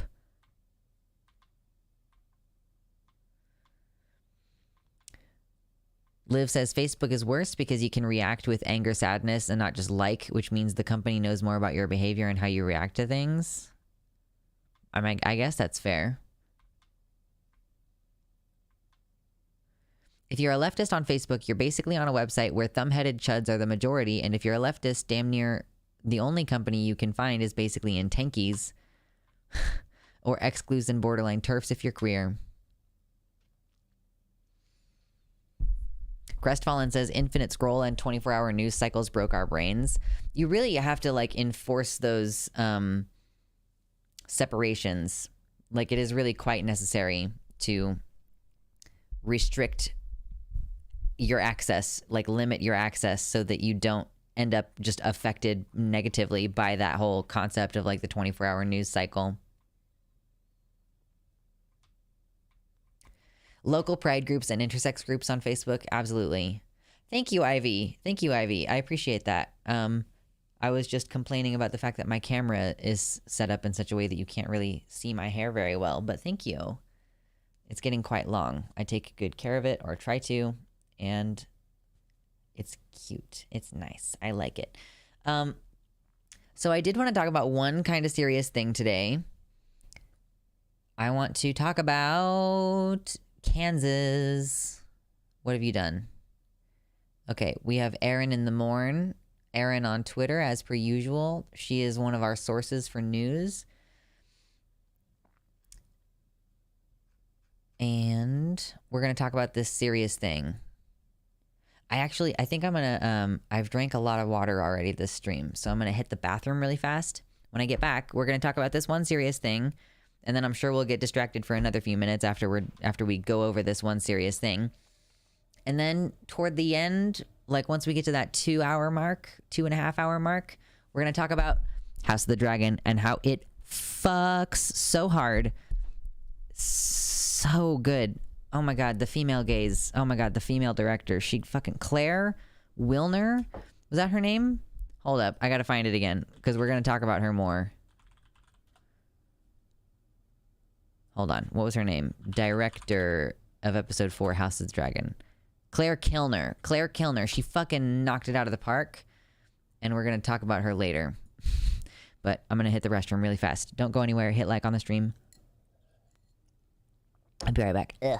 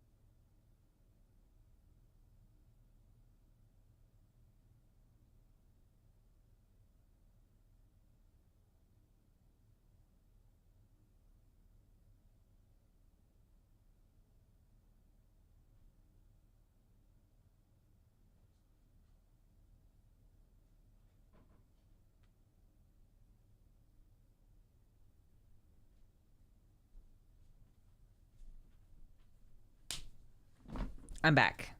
How are we doing? Oh my god, everyone's favorite queer music. Someone in the YouTube chat requesting everyone's favorite queer music. Drop below. Cavetown, probably? I've never gotten into Cavetown. That's my bad. Hello from site chat. Yes. The female gaze. Yeah. We'll talk about that in a minute. But real quick, we're going to talk about something serious for a second, and then we'll come back to talking about Smuggy Chat. Basically, the end of the chat, we're just reserving for Smuggy Chat, talking about House of the Dragon, okay? We dropped some viewers while I was gone. That's expected. It's expected to happen sometimes. It do be like that. Oh, real quick, I want to show you all this thing that I am in the process of making. Because why not? This is a bag, and it has dragon scales all over it. I mean, it's not. I mean, I am infusing them with the meaning that it is dragon scales. But yeah, it's exciting. It's gonna be a drawstring bag, like it's gonna cinch up at the top, you know, and it's gonna be a bag. So that's pretty cool. Anyway. Check out Love Don't by Adam Lambert. Ooh, damn. Thank y'all. Yeah, it's supposed to be it's like a dice bag is the design. That's what it was called. What are you going to use it for? It's for me to carry my phone at ye old Renaissance Fair. Because currently my phone, I have to like carry a bigger bag because my small pouch doesn't fit my phone because my phone is enormous. Like my phone is gigantic. So I need another bag to carry my phone in. Thank you, Thorn. Yes, I like the crochet. It's good stuff. Okay, we are going to have a brief tour of a serious subject. Brief tour of a serious subject. I'm not entirely surprised that Kansas is pulling some silly bullshit about transgender children in bathrooms at the school. But they are doing it in certain school districts, and I wanted to read about it a little bit because I live in the state of Kansas, at least for now. Gardner-Edgerton School District in southwest Kansas City will consider a bathroom ban for transgender students. They meet at 6 p.m. tonight. That was a couple days ago. Moms for Liberty folks were at the last meeting. Please show up to help trans kids. Details below. So this is from... It says, students may use the restroom or locker room that conforms to the student's gender assigned at birth, or they may use any available unisex facilities. Any student who has a need or desire for increased privacy, regardless of the underlying reason, should be provided with a reasonable alternative changing area, such as the use of a private area or a separate changing schedule. For a transgender student, any alternative arrangement should be provided in a way that protects the student's ability to keep the student's transgender status confidential. I mean, that's good, I guess. That's nice, I guess. We'll take it. The district does not typically segregate courses by gender, but there are some classes and activities, such as physical education and health, where students are sometimes divided by gender. After parental consent, trans students will be allowed to participate in the class or activity that conforms with the gender identity as long as they are otherwise qualified. So that's for certain classes. Like you could put a trans girl with the girls when they're talking about periods, like when they segregate the children to talk about periods, I guess. What's up, NBJ? But then eligibility for participation in extracurricular activities and athletics shall be determined in accordance with these other policies. So I think that is going to be like, we're not allowing them to do the sports, or it's going to be like, depends on who's asking kind of thing, maybe. A link to the new guidelines. They previously proposed bans on using a trans student's pronouns, though they rolled that back. Ugh. Bathroom ban still being proposed. If you go, please get in touch with me and record the meeting. This is the last time they met. Okay, so we have a little clip from the last time, and I do want to listen to that really quickly if I can find my headphones. My desk is a little bit messy, and by a little bit messy, I mean it's usually messy, but that's all right. Okay, hold on. Let me make sure this doesn't go badly. Than life in prison. Okay, start at the beginning. Okay. Gardner Edgerton School Board meeting. Not only is this barbaric child abuse, but anyone who takes Oh, he's referring to letting kids pick their pronouns as barbaric child abuse. part in this should be prosecuted to the fullest extent of the law and sentenced for no less than life in prison. And I will work till my dying breath to see to it that this happens. Okay, so like somebody who showed up to the thing was like, wow, no, I really strongly disagree with this, to the point where I think that if you affirm a transgender child's pronouns that you should get life in prison. This is just the normal rhetoric. Like, this is just what's considered normal shit now. Yeah, no, I also don't agree with segregating trans kids or segregating kids by sex in sex ed anyway. Yeah. So I don't know if we have any updates on that. I want to see, because that was September 12. That was yesterday. There was a meeting last night. I wonder if she has any updates from today. Just checking really quick. Okay. We have a little bit. So Carter, a trans former student in the district, delivers a strong speech for trans rights. Gardner Edgerton School District in Southwest Kansas City did not pass its policy kicking transgender people out of bathrooms. That's good to know. However, they will take it and a pronoun policy up in the next meeting. That is great news. I'm so glad to hear it. That is the best update. Transformer student, true. I want to hear what this this young person has to say. Carter. Young person Carter. Let's make sure again that our volumes are all good. Couple facts. Okay, let's probably gonna be fine. And let's take it back to the beginning and hear what Carter has to say. My name is Carter. I graduated from Gardner Edgerton High School in 2020. I took AP classes and was on the wrestling team. Overall, I was a good student. I'm now 21. I have a good career going in an office in Kansas City. I live on my own with my beautiful girlfriend, and I've been trans since I was 16 years old. I had not only witnessed, but also been at the receiving end of insane transphobia during my time at Gardner Edgerton High School. I have vivid memories of a trans boy in my 11th grade physics class literally having to drop the class because of harassment from a group of boys, and nothing was done. I was too young or scared to help stand up for that person, but I'm older and braver now. I want to stand up for my people because that's exactly what we are, is people. Here's a couple facts. Trans people make up... True. Oh my God. Like this, he's speaking so fast that I'm like, damn, I'm just like it's DJ Peppo. I'm just like, he's spitting, he's spitting. I'm like, I don't even know how to, I want to let him breathe here. Less than 0.7% of American youth. We are talking about the lives of a handful of kids in the entire district. Over 70% of American trans youth in 2020 admitted to seriously contemplating suicide. 20% attempted suicide. In studies done to combat these high suicide rates, school districts with policies supporting trans youth showed lower suicide rates among LGBTQ youth. On the flip side of that, the school districts with anti-trans policies saw a decrease in the amount of students identifying themselves as transgender. Hey. The proposed bathroom policy from the board... That's their goal. That's what they want. ...will require students to use restrooms based on their sex assigned at birth, which is not gender identity. 5 heads. Okay, I don't know what that was in response to, but that was salty. Not only is this incredibly impractical to enforce, it is also breaks the constitutional right to privacy that every student has.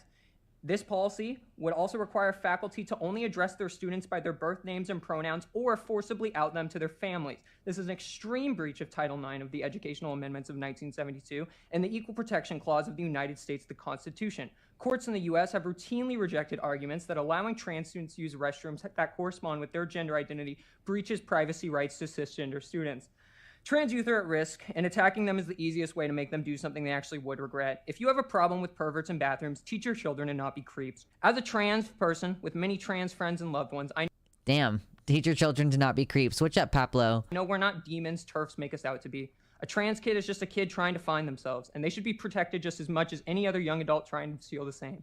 I'd like to remind everyone here that trans people have existed throughout history, and trans kids deserve a fair chance at their lives, not one that is suppressed or cut short.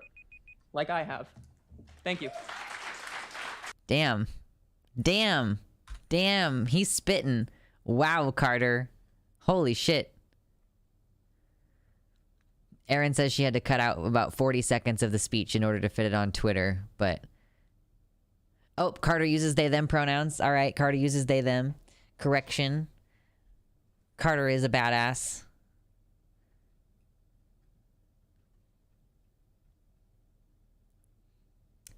King shit TBH, Regent's shit TBH. Yeah. Like Carter is protector of the realm, Regent protector of the realm for today. They spittin' true. Yeah. So I'm glad that we did not have this policy come into effect. I was a little bit worried when I initially saw the news yesterday when I added this to my stream notes. So yeah, I'm excited that that didn't happen. Although they are going to bring it back up again, I'm sure. Monarchs of all attributes, exactly. They will be bringing this item and the pronoun policy back up in the next meeting. Yeah. We'll keep an eye out. We'll be keeping an eye out. Actually, monarch sounds dope. What are you doing, sir? There's a cat right behind me. He's licking himself. Shall we bother him? Let's bother him. Let's have a cat moment for the stream. Let's piss him off and make him run away. That's what we're gonna do. Yes! Kitty cat time. Oh, are you coming? Hey.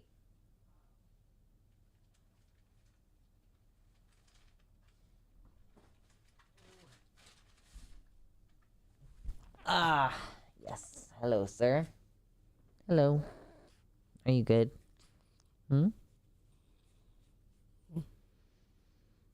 Oh yeah, you're sitting on the leather. You smell like leather. He's decided he likes my leather belt. It might have something to do with the fact there's also a foxtail attached to the leather belt because he's been laying on top of it. Are you laying on top of the foxtail? Am I gonna go to the Renaissance Festival this weekend and get you your own fur? I'll get you a tail or a shitty ratty skin, maybe? Because you are an only cat and you want some fur to lie down on? Does that sound like it will be good? So that you don't subsume my foxtail for yourself? Are you an unappreciative little bitch? Complain. He complain.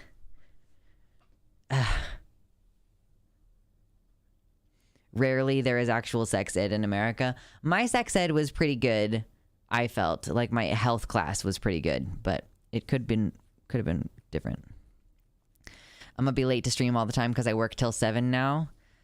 But I came out to my new store manager. Nice. I hope that went well. Lord Noct has arrived and departed. Yeah, he doesn't want to stay for very long. Lucy tolerated it for longer than Mitternacht does. Mitter, I know. So good.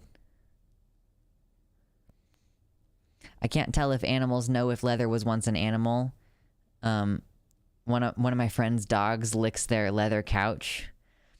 I definitely think it smells like something to them, you know? Like, it smells like something.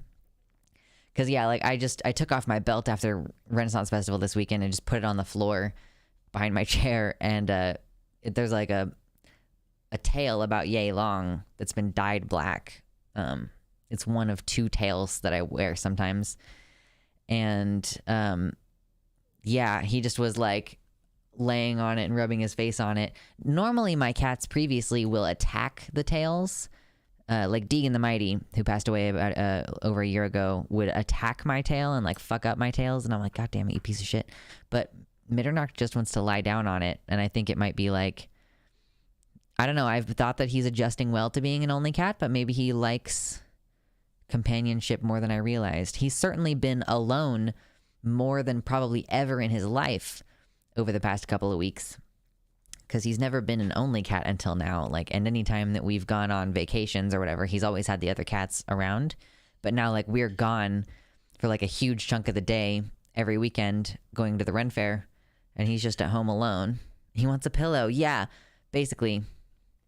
Rats and mice like to chew pieces of leather more than other things, I've noticed. It's like organic, you know? It's like an organic material and they're chewing on it and they're getting some kind of benefit. Like, you can eat leather, right? Furball's Cave, now is a good time to ask an unrelated random question because we're kind of between subjects right now. The next subject that we're actually gonna get into is House of the Dragon and this most recent episode and how much it fucked. Fucked so hard. Are you non-human? I mean, I identify with dragons a bit. Have to mute the site then to avoid spoilers. Yeah, I'm only going to be talking about a couple of specific scenes, but if you do want to avoid knowing about those specific scenes, then yes, I am going to be spoiling them. Hello, Sisukara. Hello. I've also seen cats chew string after eating like they're flossing. I think cats just eat string because they have a death wish. As far as I can tell, cats eat string because they have no self-control and they want to die. Okay, I'm going to fill up my water, and then we're going to start talking about House of the Dragon, probably.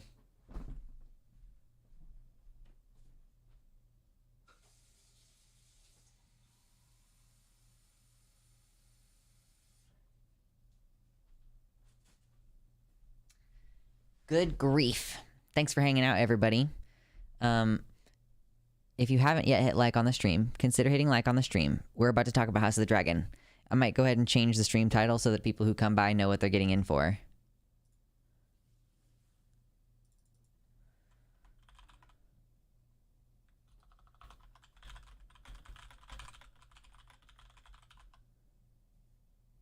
Okay, we changed the stream title.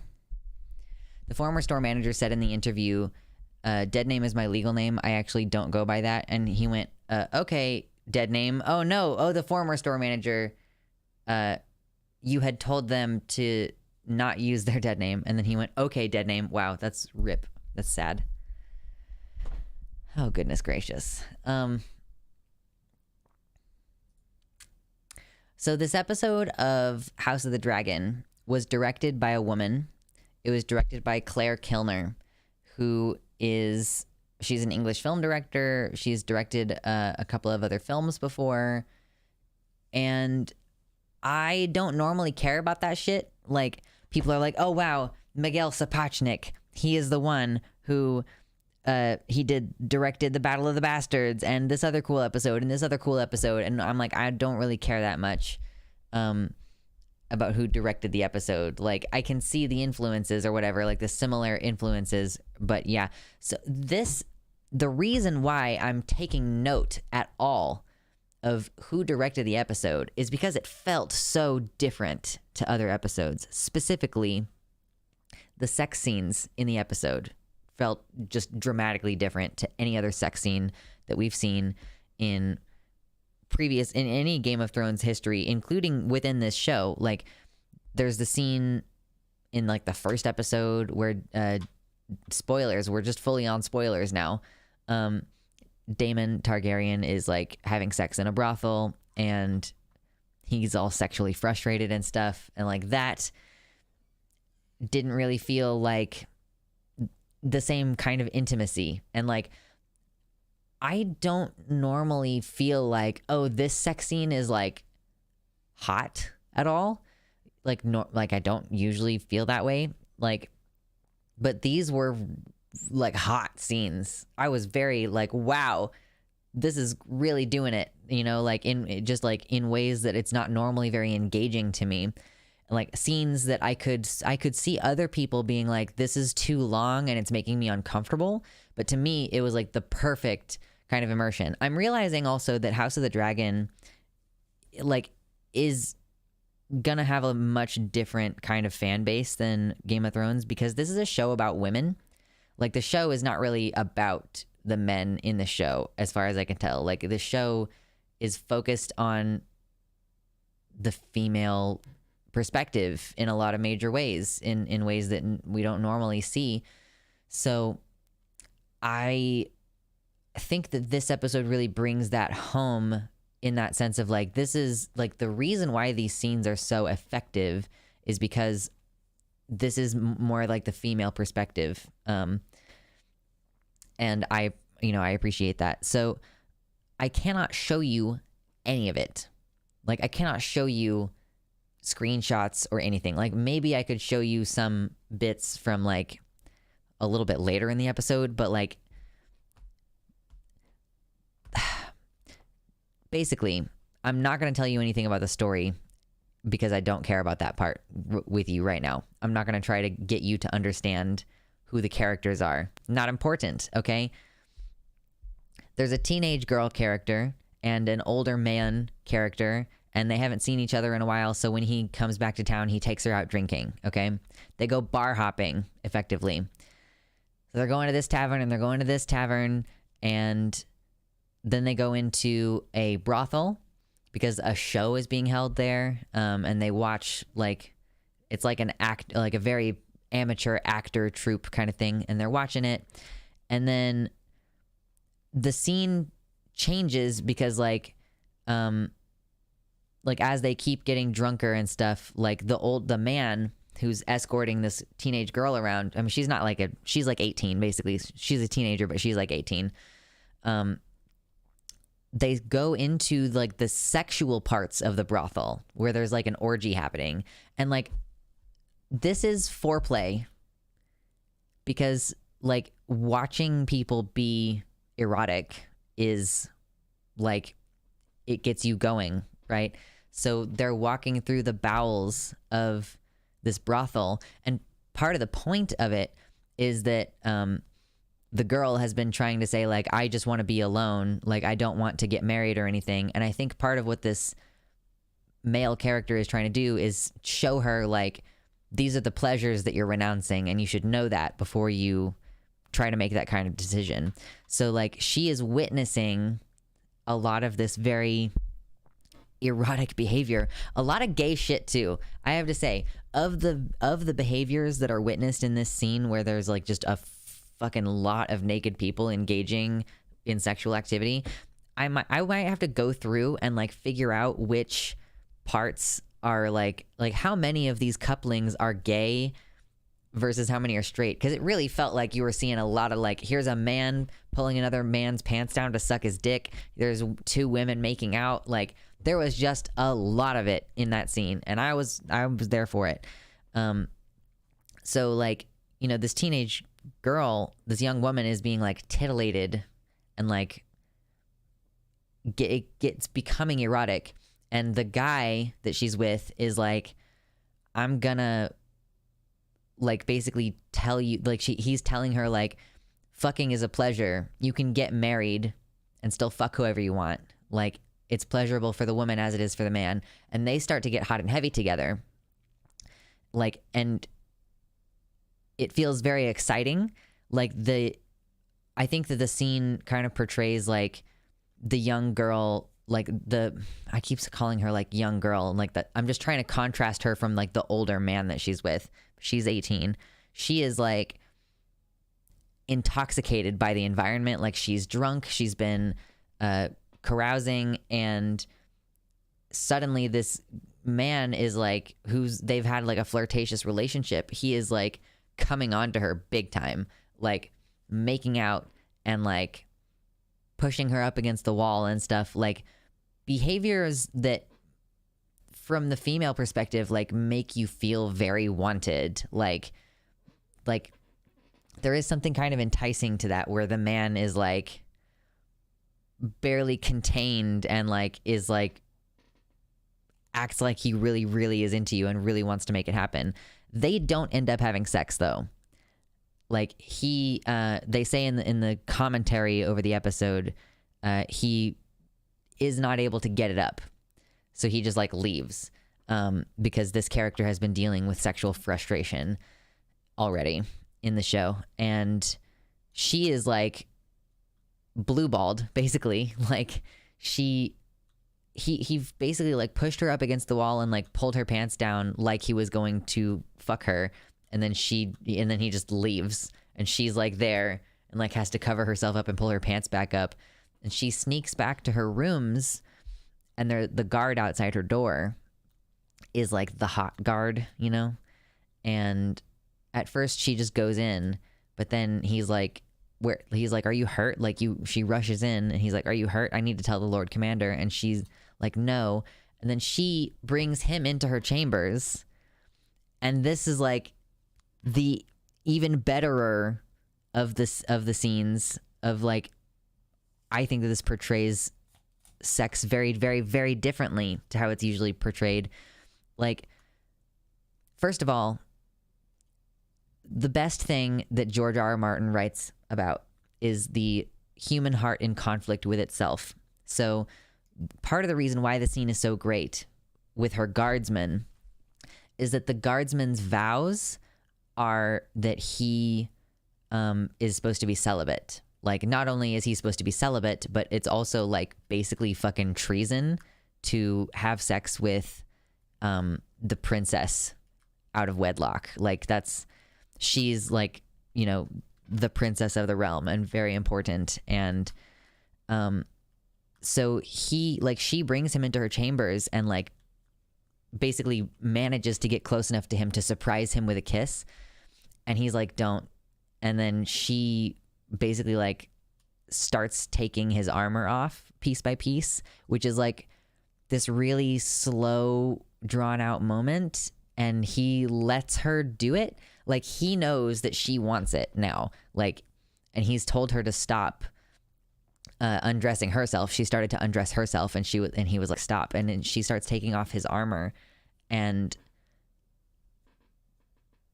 he's just clearly like in conflict because he wants it. They've had a rapport building for years, and he wants it, and she wants it, but he is struggling internally with knowing that his vows, he's going to be renouncing his vows basically, and like this is going to be a secret that he has to keep, a secret between them, you know.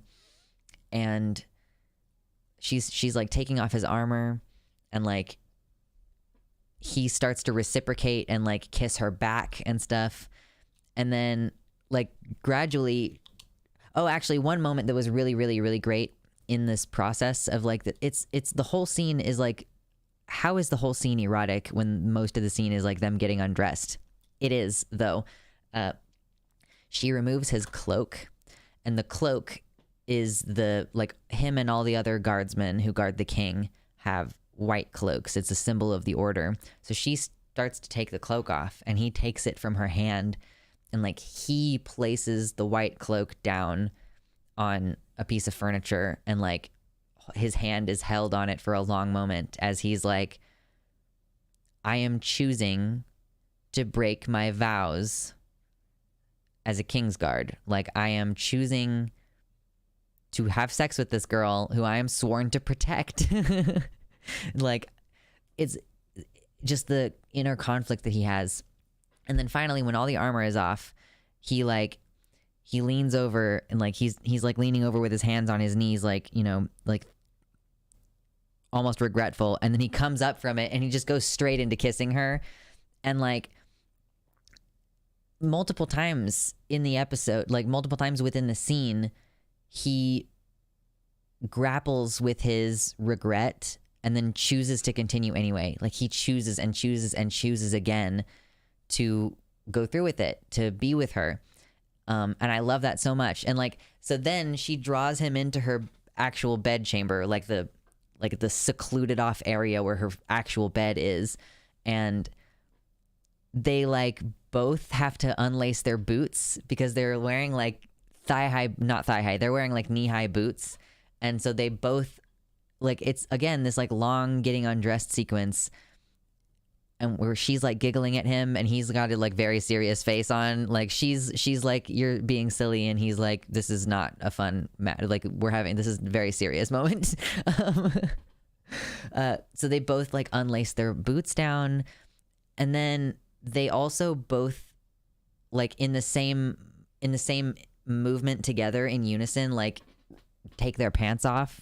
It's like the kind of shit that doesn't normally happen in a sex scene, like that is real and normal for how you would be in a situation with a person. Like you are going to be taking your own shoes off, and maybe even like you both take your pants off before you get into the bed together. Like it's not this like ripping at each other's clothes kind of thing. Like it just felt so much more real and practical than so many of these other sex scenes do.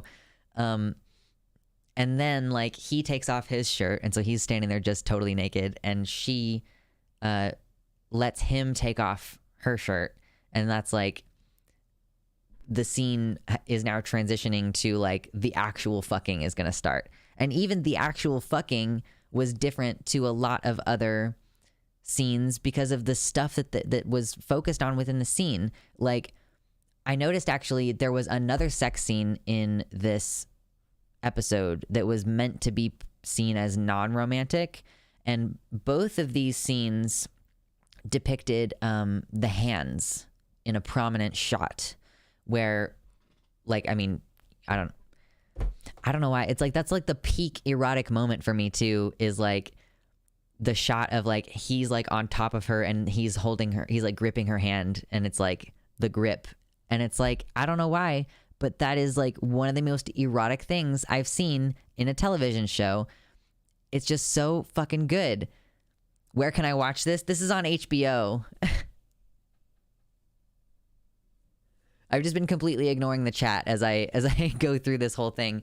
Oh no, don't reveal my hand kink. Yeah, like why? Why is that so? But so like, yeah, then the actual, like they actually have sex, and she's like, here's another thing that I really appreciate about it. There is not one single hymen or breaking my hymen or bleeding bullshit. Like, this is a losing a virginity scene, to be totally fucking clear. And there is at no point, she doesn't seem like she has any discomfort or pain or anything.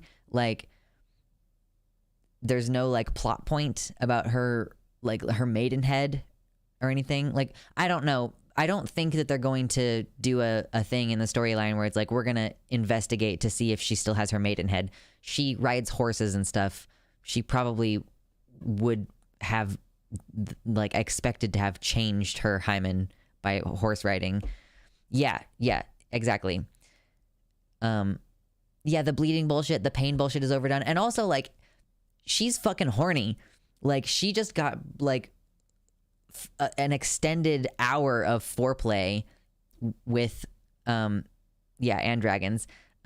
She just got like an extended hour of foreplay with the other guy, and then she comes back and she's like also got this like protracted, really flirty, kind of tense lead up to having sex with the guardsman. And yeah, I mean, like,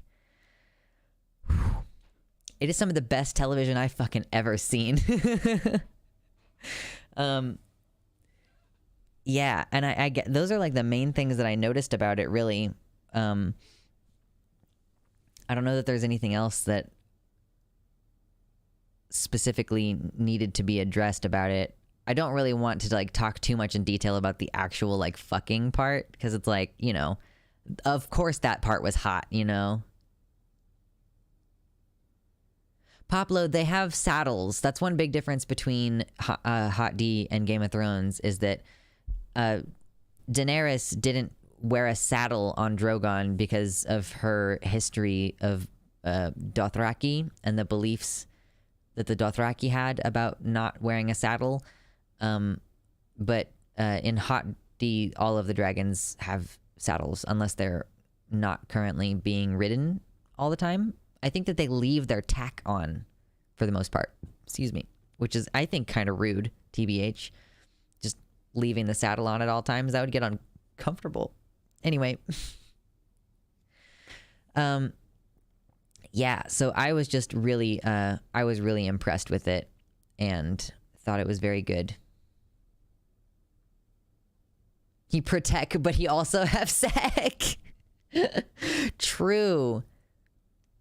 And like, I think it just did a really good job of depicting the struggle between wanting something and not being able to have it, or like wanting something and choosing to have it even though it was a huge even though it's a huge risk, you know. And they see each other later in the episode. Like the next day he comes and is like, I've brought a message to you. And he's all awkward, and she's like trying to get him to stop being so tense and serious, and he's just like, what have I done? Like, the conflict within him is going to be interesting to see continue to play out. Because, yeah, I mean, like, you fucked up big time. Like, you took the princess's virginity, and, like, yeah, it's not a good thing. Like, hopefully no one finds out. At the end of the episode, a maester gives her basically the medieval version of Plan B. Like, people falsely claim that she actually has sex with the first guy in the brothel. And yeah, it takes until the next day to come. It's called moon tea in this universe. It's called moon tea. But like, yeah, people claim that she has sex with the first guy. And so in order to prevent it from becoming a scandal, the maester makes her some abortifacient, and it's left ambiguous at the end of the episode whether she actually takes it. I didn't talk about fuck off boy. I mean, yeah, I don't really think that it's that significant, I guess. Yeah, because when they're walking in the city, they're in disguise when she's with the first guy in the city doing the bar hopping, and he has her like dress as a boy page, and someone like bumps into her and is like, fuck off boy, and she like excitedly turns to the guy that she's with and says like, he called me boy. And I can see that. I could see people being like, wow, trans mask moment, especially since Emma Darcy, who plays the older version of the character, who we'll see later in the season, is a non-binary person who uses they, them pronouns. But I think it was mostly just that Rhaenyra was excited to not be recognized, like to be so unrecognizable that someone didn't even gender her correctly, you know? She's excited about shedding her responsibilities and duties and all the expectations that are on her, you know? But I'm sure people are gonna trans mask headcanon for Rhaenyra anyway. The sex scene I remember most is from the VN Highway Blossoms, and it's mainly because one of them is new and therefore sucks at it. I mean, fair enough. Yeah. It was just such a good episode overall, but mostly the sex scenes. I was very impressed with them. Man, I am going to have less stamina during the week. Because I am, like, the Renaissance Festival takes a lot of fucking energy out of me. I'm sitting here looking at the clock and I'm like, it's only been 2 hours and I'm so busted up right now. I'm like, I'm so tired. It makes me feel so weak and pathetic. Why am I so tired?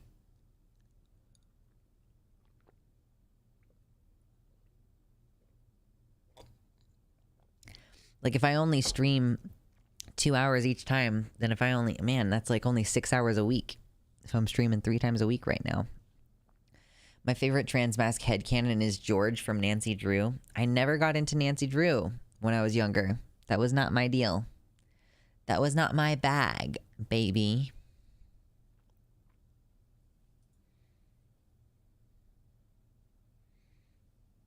I'm into hands because they give head pats. I missed that one earlier from Morningstar System, who already left. Literally goes by George instead of the legal name Georgia. I mean, I don't even know if that's a headcanon at that point. That seems pretty explicit, in my opinion.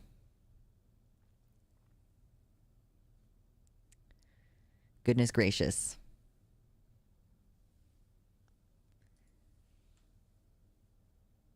There is almost like not enough stuff to talk about right now, with the news winding down and everything. Although, it's like I'm also like not talking about any of the MAGA shit right now, and I could be doing that.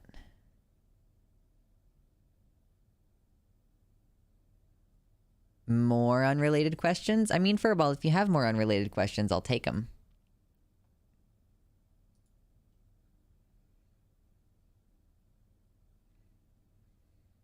I always reserve the right to decline to answer, because that's just my prerogative, My prerogative.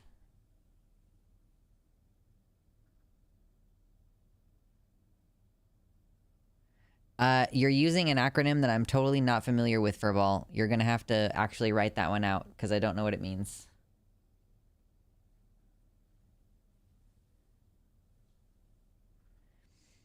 Perusing Twitter real quick to see if there's anything exciting right this moment.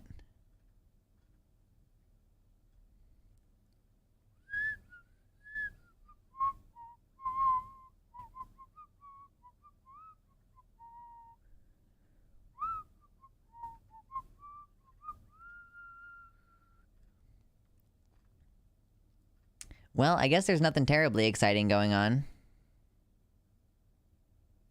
Perception of object sentience, individuality, and consciousness plus. I mean, yeah, since I'm not familiar with that, I guess I'm gonna have to say no. I am not that and don't know what it is. Perception of object sentience, individuality, and consciousness. Trying to figure out what that's even supposed to mean. Tensions are rising between Armenia and Azerbaijan again. I am not keeping up with political news very well right now. I'm so nocturnal right now. I just woke up. Welcome in, Quarbarian. Azerbaijan attacked Armenia unprovoked. Russia retreating from Ukraine more. A shortened name can be sis, like Sam instead of Samantha. But, like, I don't know, like, if George and Georgia, like, I don't know, like, it seems like you wouldn't shorten that one. Like, Sam instead of Samantha, like, you're cutting out a lot of syllables there, you know? What's up, Holland James? We're just kind of chilling at the moment. I've run through all of the actual things that I needed to talk about today. Object equals sentient to make it simple. Yeah, no, I don't believe that objects are sentient. I think that people who believe that rocks have energy are not engaging with reality in the same way that I do. Why did you tweet the Butterface thing? Was it a social experiment or did you really want to know? Well, Trout Dealer, sometimes I don't feel very great about myself. And sometimes that goes so far as for me to feel like I am uggo. So I do genuinely wonder and think sometimes that I am a person who has like a relatively attractive body, but a not very attractive face. So when I asked on Twitter whether I was a butterface, I meant that as a, like, I wanted to know.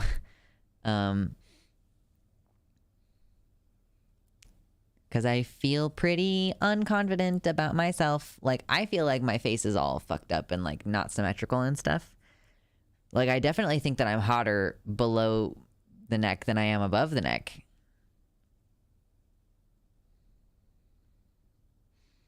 George was also portrayed as doing a lot of masculine things and being almost treated like one of the boys. That's cool.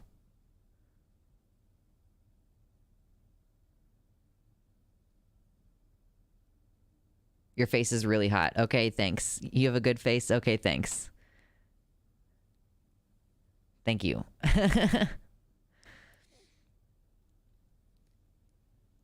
I am just lacking confidence in myself right now.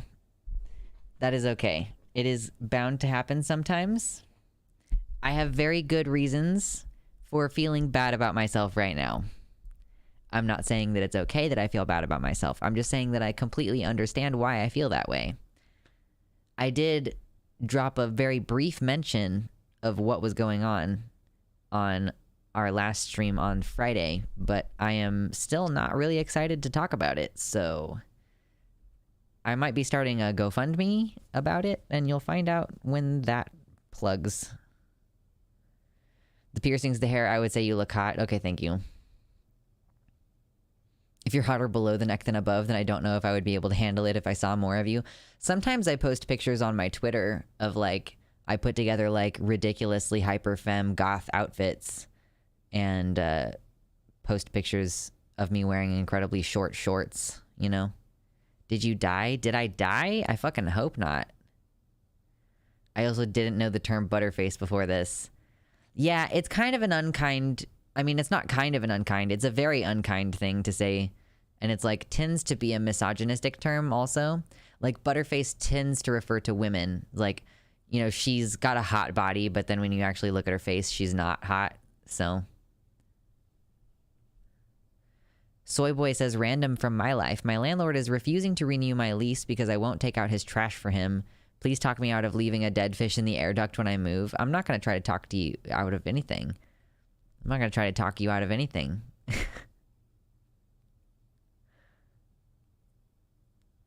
It's one of the interesting issues because I generally want Russia to be weaker, but they also keep Azerbaijan from conquering Armenia. So when they look weak, like in Ukraine, this is more likely to happen.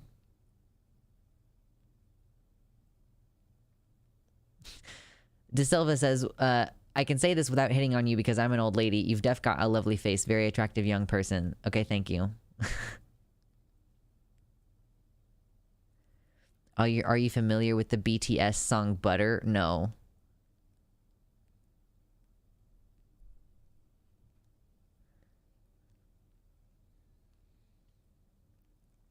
I'm glad to know that my options are still open. I don't listen to BTS. It's one of the K-pop bands, right? That's one of the, like, if you get the BTS stans all upset, it's like a fucking army, right? Is that what we're thinking about? Yeah, it's literally but her face. Yeah, exactly, NBJ. She's hot, but her face. Butterface. It doesn't actually mean, it doesn't mean that you have like a butter face. Am I not following Brennan Lee Mulligan? Wow, I can't believe I was not following Brennan Lee Mulligan. Let's fix that. Thank you, Twitter, for recommending it. Okay, BTS is K-pop. Yeah.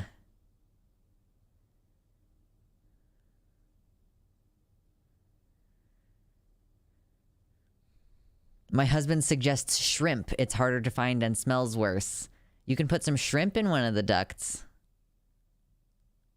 The thing is that I doubt that that's going to be a problem for the landlord because it's not like the landlord is going to move back in there. It's going to be a problem for the next tenant. You want to create problems for the landlord, not for the tenant. It's like every time I stay in a hotel, I play Hide the Bible. I love playing Hide the Bible. You just try to find somewhere in the hotel room that you can take the free Bible out of the drawer and hide it so that no one will find it until they do like maintenance or something. I don't know.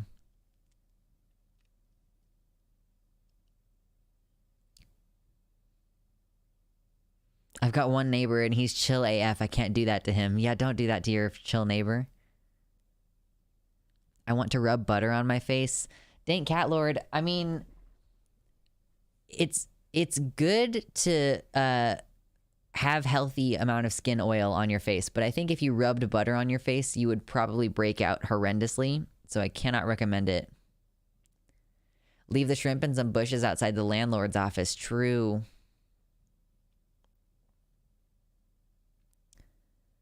I would recommend, now that it is near hunting season, to get the spray for attracting bucks in sporting goods. Spray it, and it will smell like urine. Also works great on the car manifold. No. No. Just, like, spray it in the engine. Yeah, oh, no. I'm already broken out. Yeah, that probably wouldn't help you any then. Just, like, rubbing butter into it. Probably not going to help you, if we're being totally honest. Oh, gosh. Buck is male deer. Yes, that is what that is.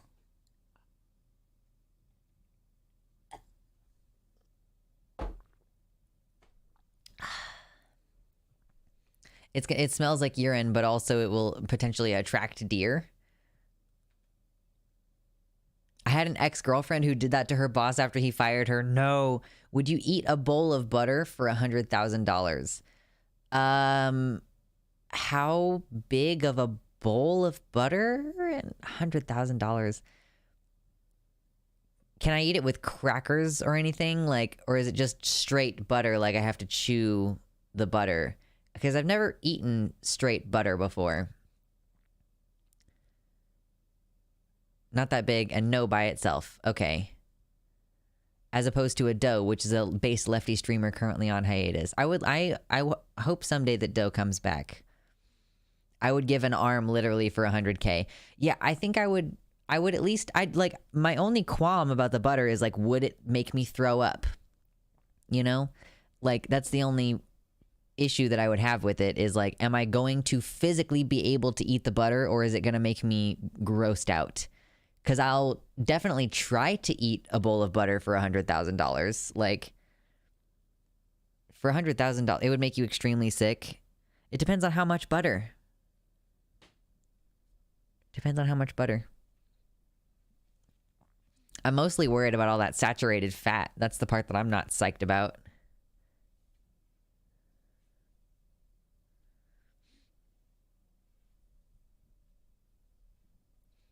Yeah, I don't know. There are like county fairs and stuff that sell like fried sticks of butter, aren't there? Where you can like eat fried butter. I once ate butter when I had nothing else to eat in my apartment. How did that go, Trout Dealer? Got reminded that's still not enough to pay off my dad's debt. 100K is still a lot of money. Half gallon of salted butter by itself. I could not eat a half gallon of butter. No way.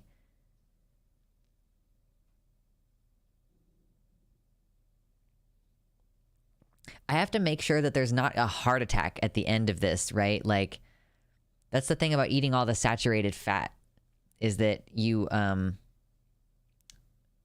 all the saturated fat will end up like clogging your veins and giving you a heart attack and a stroke. And as someone with a lot of estrogen in their body, I have to be aware of that and concerned about that. I'm getting older. I'm almost 30. Like, I'm going to be 30 in like a year and a half. That's fun. Wait, actually, I have no gallbladder.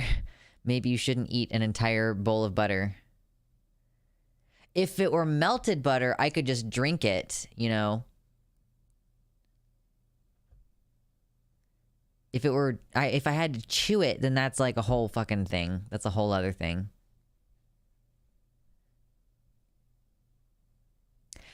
So I have mixed feelings about when people are like, I was trying to talk to someone about language, and I was in the middle of trying to say, like, I am also getting frustrated at the speed at which queer terminology gets like invented, and then you're expected to like constantly be online and know all of the current lingo. And I was trying to say, like, yeah, I'm getting frustrated about these younglings. And the person I was talking to, like, insisted, like, oh, you're a youngling. And I was like, I'm 28. And they just, like, drunkenly continued to insist. And I'm like, I'm going to start just pulling my hair out and, like, pulling my hair up and being like, do you see all of these white hairs? Like, I am approaching 30. Like, I am young, yes, but I'm not a youngling in human years. Definitely not at this point. Think of the indignity.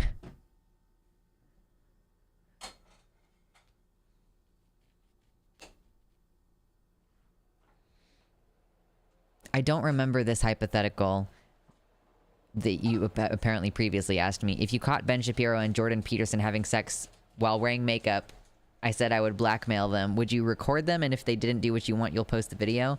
I mean, I guess that's the fun thing to do. The hypothetical is so outside the realm of actual possibility that it's hard to say. The fun thing to do would be to be like, haha, you homophobic people doing a gay stuff.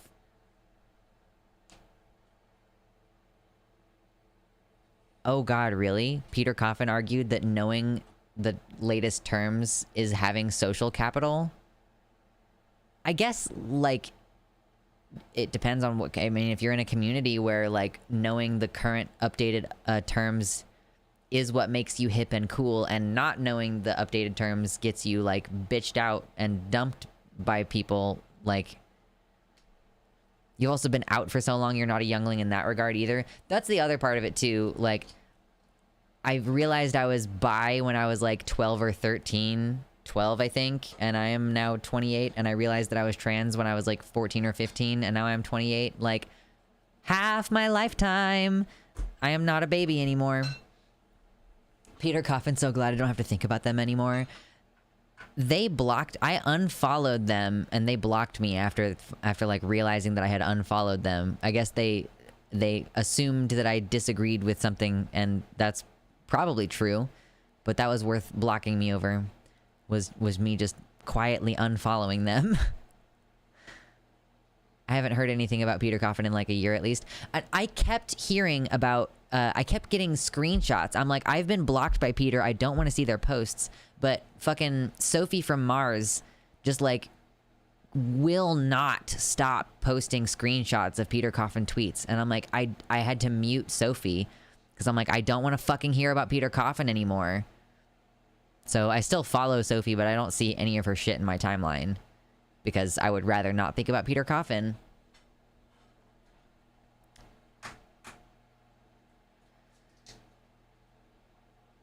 Seriously consider the weight of shame put on an otherwise proud person reduced to a butter spectacle, if even for a moment.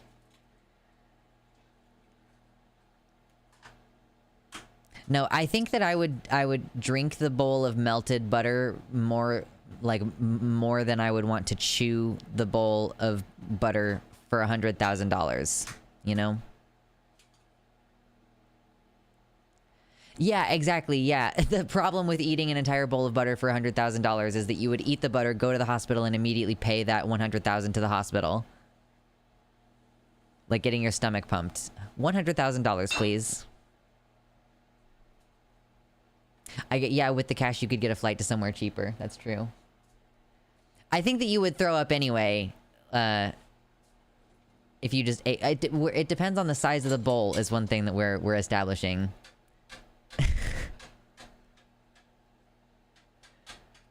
Oh yeah, if it was $1 million, that would be an easy deal. Yeah, for real.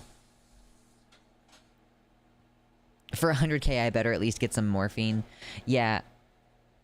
I could get on an emergency flight and have my stomach pumped in Canada.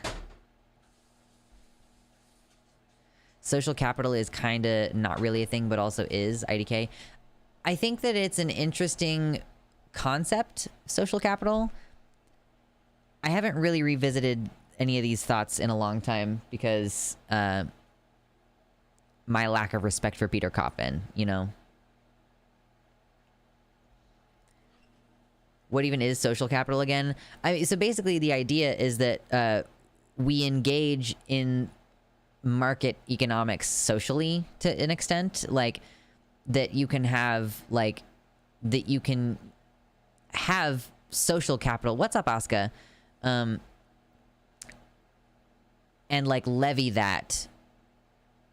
Like, influencers have social capital, and they use that social validation, those social resources in order to further their brand and, like, increase their wealth and stuff.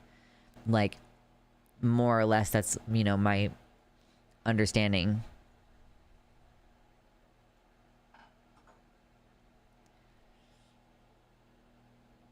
Oh, excuse me. Well, yeah, also, if you have obvious digestive issues, Mersh, you're not going to be eating entire bowls of butter. If you don't have a gallbladder, maybe don't do that, right?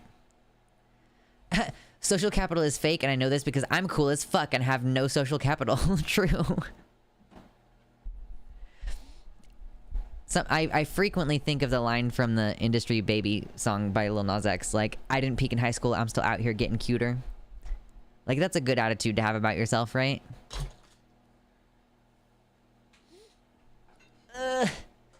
As you can see, I vacillate wildly between being like, I'm cool and awesome, and being like, I'm ugly.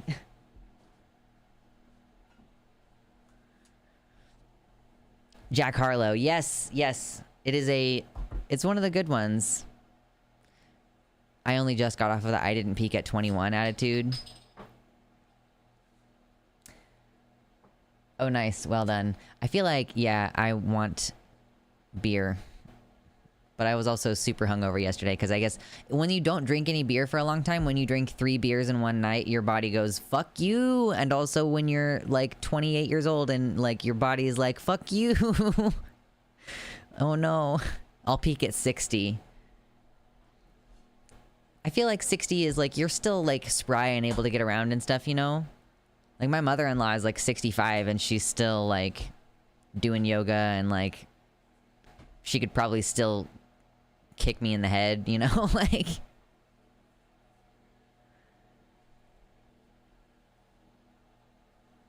don't drink alcohol. You told us to tell you if you did. I know. The thing is that I think I'm like out of the danger zone. There was like a danger zone that I was in for a minute there where I was like, I'm worried that if I drink at all, it's going to be like a lot at once, all the time. And now I'm like, maybe it won't. I don't know. I'm feeling a little bit better about it. That is an interesting question because I don't know if I qualify as an alcoholic. I definitely qualify as someone who struggles with substance abuse, because sometimes life is a terrible place. And that's why people struggle with substance abuse, is because they lack the social or economic resources to feel like life is worth living. So that's pretty much like a normal thing for people with PTSD and stuff to struggle with, you know? Like, and borderline personality disorder also has like a substance abuse qualifier in the definition there. I'll never peak. I'll be dead for thousands of years and historians and scholars will still be writing books about how fucking cool I was. True! Like, Diogenes, is that the homeless Greek dude that you refer to? Behold a man, Diogenes. Diogenes, when you visit a rich man's house, the only place to spit is in his face. Diogenes lived naked in the streets with dogs, and when people asked what he wanted done with his body after he died, he said, you should catapult it over the walls of the city. And when people were like, well, that's desecration, he's like, well, if you fucking care so much about it, then give my body a sword. Like, I'll defend myself if it's that fucking big of a deal. Like, and yeah, so Diogenes is my favorite philosopher. I know more things that Diogenes said than fucking any other Greek philosopher. Literally. He was so fucking cool. I know. Just such a based dude. He literally just like lived in the streets and had was friends with all the dogs on the streets. Diogenes, the shit poster from when history was young. True. Yeah, Baphomet. That is kind of in line with the sky funeral carrion birds thing that we have talked about. It's like, feed me to the dogs. It's like Ramses from Game of Thrones. Like, this is good meat. Feed her to the dogs. And then Sansa comes in and is like, well, it's good meat. Feed it to the dogs. Boss bitch.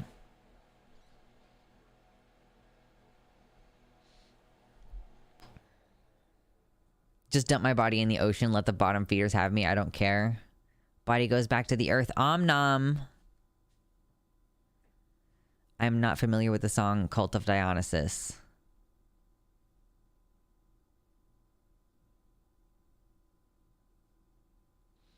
Not wanting your remains to be held in any reverence is the point. Yeah, I think that's the idea.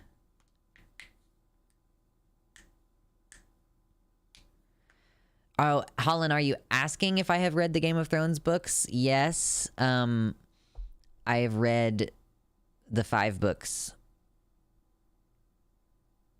Yep.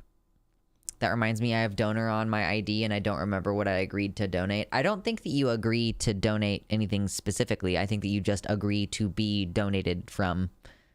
I think that's the main thing.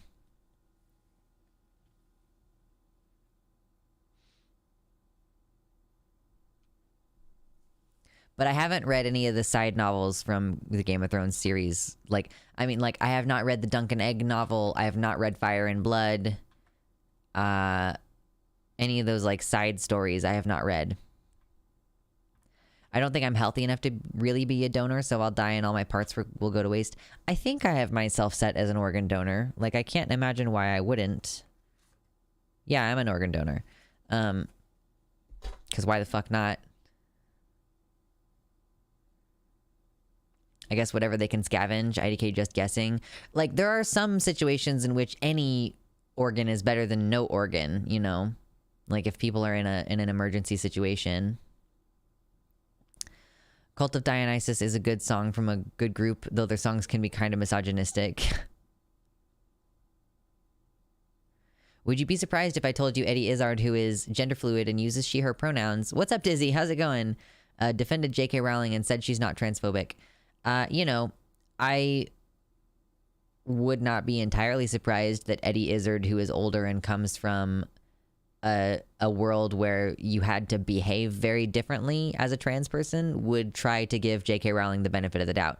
And also, like, a person who might not be aware of all of the tiny little microaggressions, like, is Eddie Izzard on Twitter? Like, does she see the stuff that is being said and, like, understanding it in context, that, like, all of these remarks are orientated around, like, portraying trans women as predatory and trans men as infantile, like basically just perpetuating sexist stereotypes about everybody based on biological essentialism? Like, you know, like, I would not really be surprised if JK or if Eddie Izzard was like, I think that she has good in her heart and I don't think JK Rowling hates trans people. You know what I mean? Doing way too much Twitter and struggling to stop. Yeah, we were talking earlier in the stream, like, Twitter, the endless scroll, and the 24-hour news cycle have destroyed our brains, and we need to start, like, implementing more limits. It's Renaissance Festival is a nice time for me because there are forced limits on, like, I just don't fucking, like, my phone doesn't even really connect to the cell tower very well when I'm out there. So during the weekends, I'm like, I'm not on Twitter. But it also means that I'm scrambling. I'm like, it's Monday, and I'm like, what is on the news? Like, oh no. That reminds me, I participated in the culture war last time I was in a bookstore, moving the "this is porn" tag from the genderqueer memoir to Harry Potter.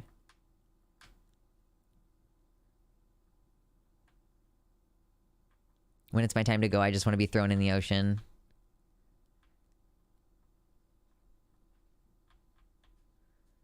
Yeah, Eddie Izzard is like, she's called herself a cross-dresser and stuff. She calls herself transgender now. She's gender fluid. Sometimes she's like, I'm in boy mode or girl mode at various times. She doesn't demand anything about her pronouns.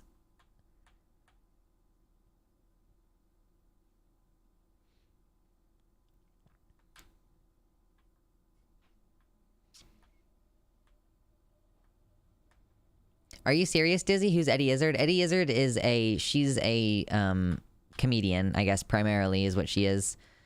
She was in some movies, like some weird movies when I was younger, and has some stand-up. She's gender fluid. When I was younger, Eddie Izzard was like, they're not women's clothes, they're my clothes. Like, that's one thing that she's famous for having said. They're not women's dresses, they're my dresses. Really, that's surprising, Mersh. Because Eddie comes from an older time, I guess, like 90s movies or early 2000s maybe. Yeah, she's pretty cool. She's pretty chill, at least. She plays like a kooky person in a lot of the movies that she's in. Yes. Okay, here's the thing.